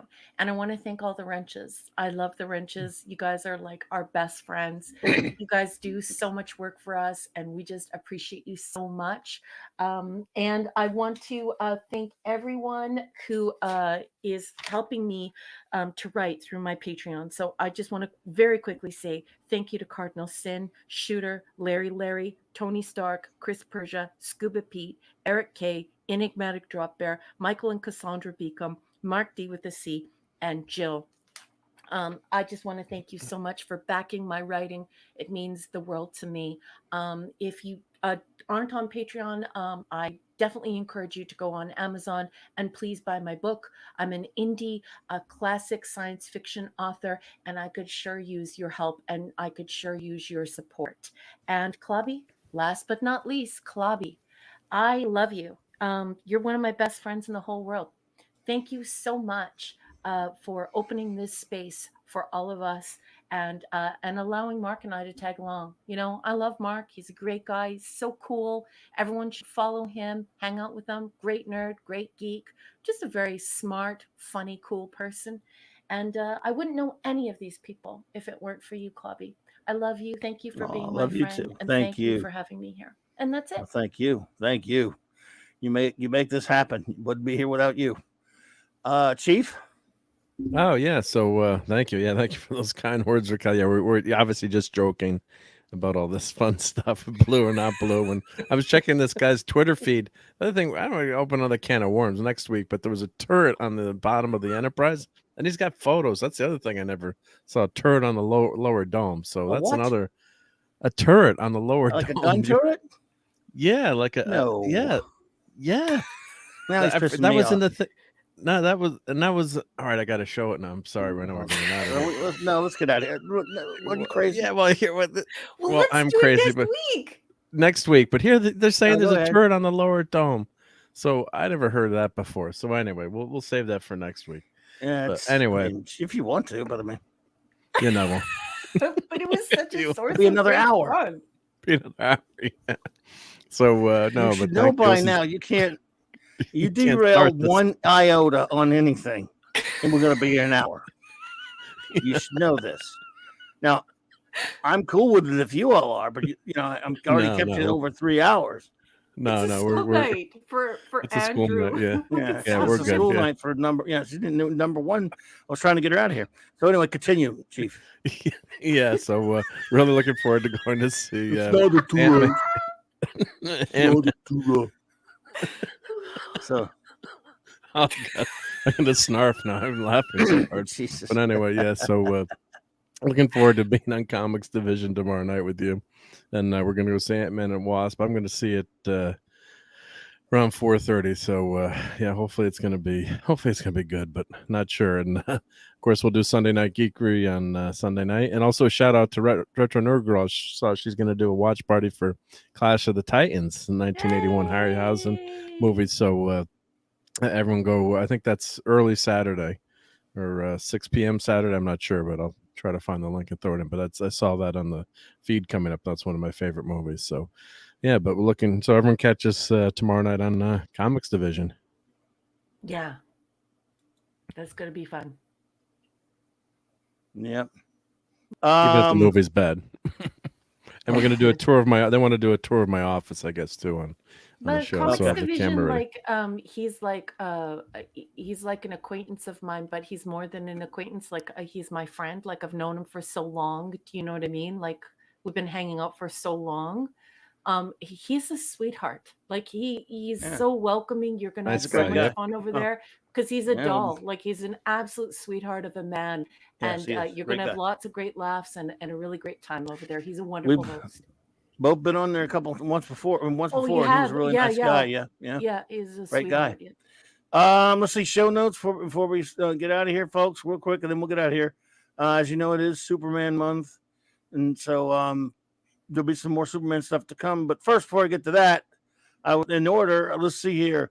Tomorrow night, as Mark said, there's this. We did the Clubhouse tonight, but we'll go back to Thursdays next week. So tomorrow night, for the first time in a long time, on a Thursday night, no show on this channel. But Mark and I will be over there. I think it's 9, right? 9 Central or 10 your time. I'm not sure, right? but yeah, I think it's that 9 sounds about Central right. on because he's in the same time zone as me on Comics Division's great channel.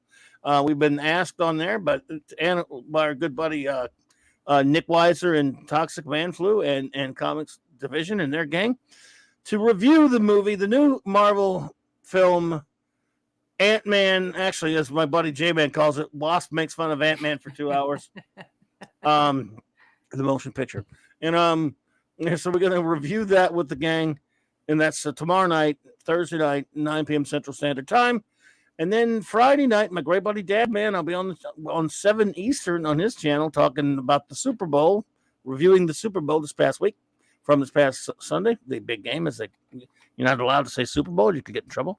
So there's that. Then 8:30 Central Standard Time, Friday Night Comic Shop gang on Nick Weiser's channel. My good buddy Nick and the Comic Shop boys and I will just talk basic stuff that's going on in the comics geek world. And then Saturday night, Star Trek is here. Dun, dun, dun, dun. 4 more episodes of Deep Space Nine, Star Trek Deep Space Nine. It is season 5. And then I'll be on a Sunday Night Geekery, 10 p.m. Eastern, of course, with Mark and the gang, as always, on Sunday night. Yep. And then Monday night, 9 p.m. Central Standard Time, Monday night, Mark C. Comics Talk. I am proud to welcome back to this channel my fantastic friend, Michael French of Retro Blasting. Nice. Since it's Awesome. Superman month, we'll be talking some soups, some pre-crisis Superman and other things. Oops. Yep, we love us some soups here. And No soup Yeah. for you. that's going on. And the only thing I will finish up saying is, I hate to be on the downer, but rest in peace, one of the most beautiful women ever. We've all been fans. And Raquel Welch, rest in peace, my dear. We thank you. So with that, good night, everybody. I love you too, everyone. I love you too, everyone. Love you Good all. night. Brad, everyone, Eric, Yes. Larry, thank you, everyone. I love you all, one and all. Yes, thank you all so much. I didn't even shout out. Sorry, the wrenches. Eric K. Bronze Wrencher, Chris Persia. Thank you, D. Bud Martin, Lord Thoth, the great J-Man, the great Hungry Boy, Kal-El, Maddie's Daddy, and Phantom Outsider. Thank you all, and thank everyone else for being here tonight. Fantastic to see you all. We really appreciate you hanging out with us tonight. You're the best. Anyone out there lurking, thank you. And anyone watching on a rewatch or a download, thank you, thank you, thank you. Now, have a wonderful remainder of your evening and your week. Thank you so much.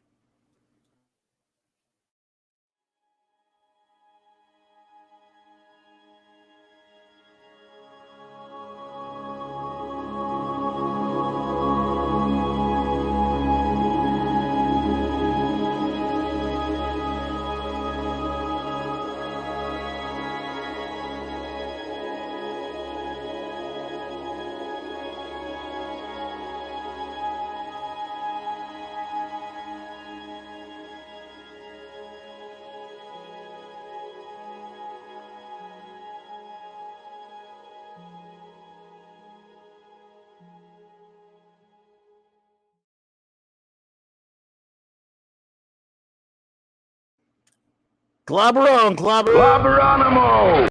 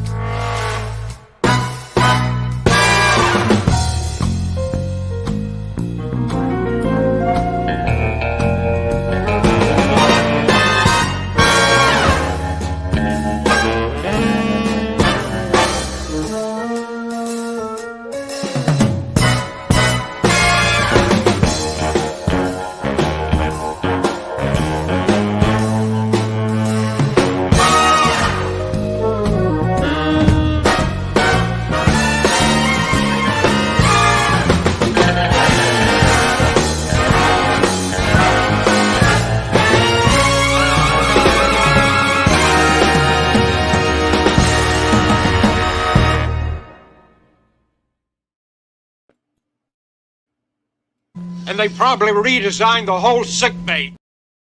Scotty, as good as your word. Aye, sir. The more they overthink the plumbing, the easier it is to stop up the drain.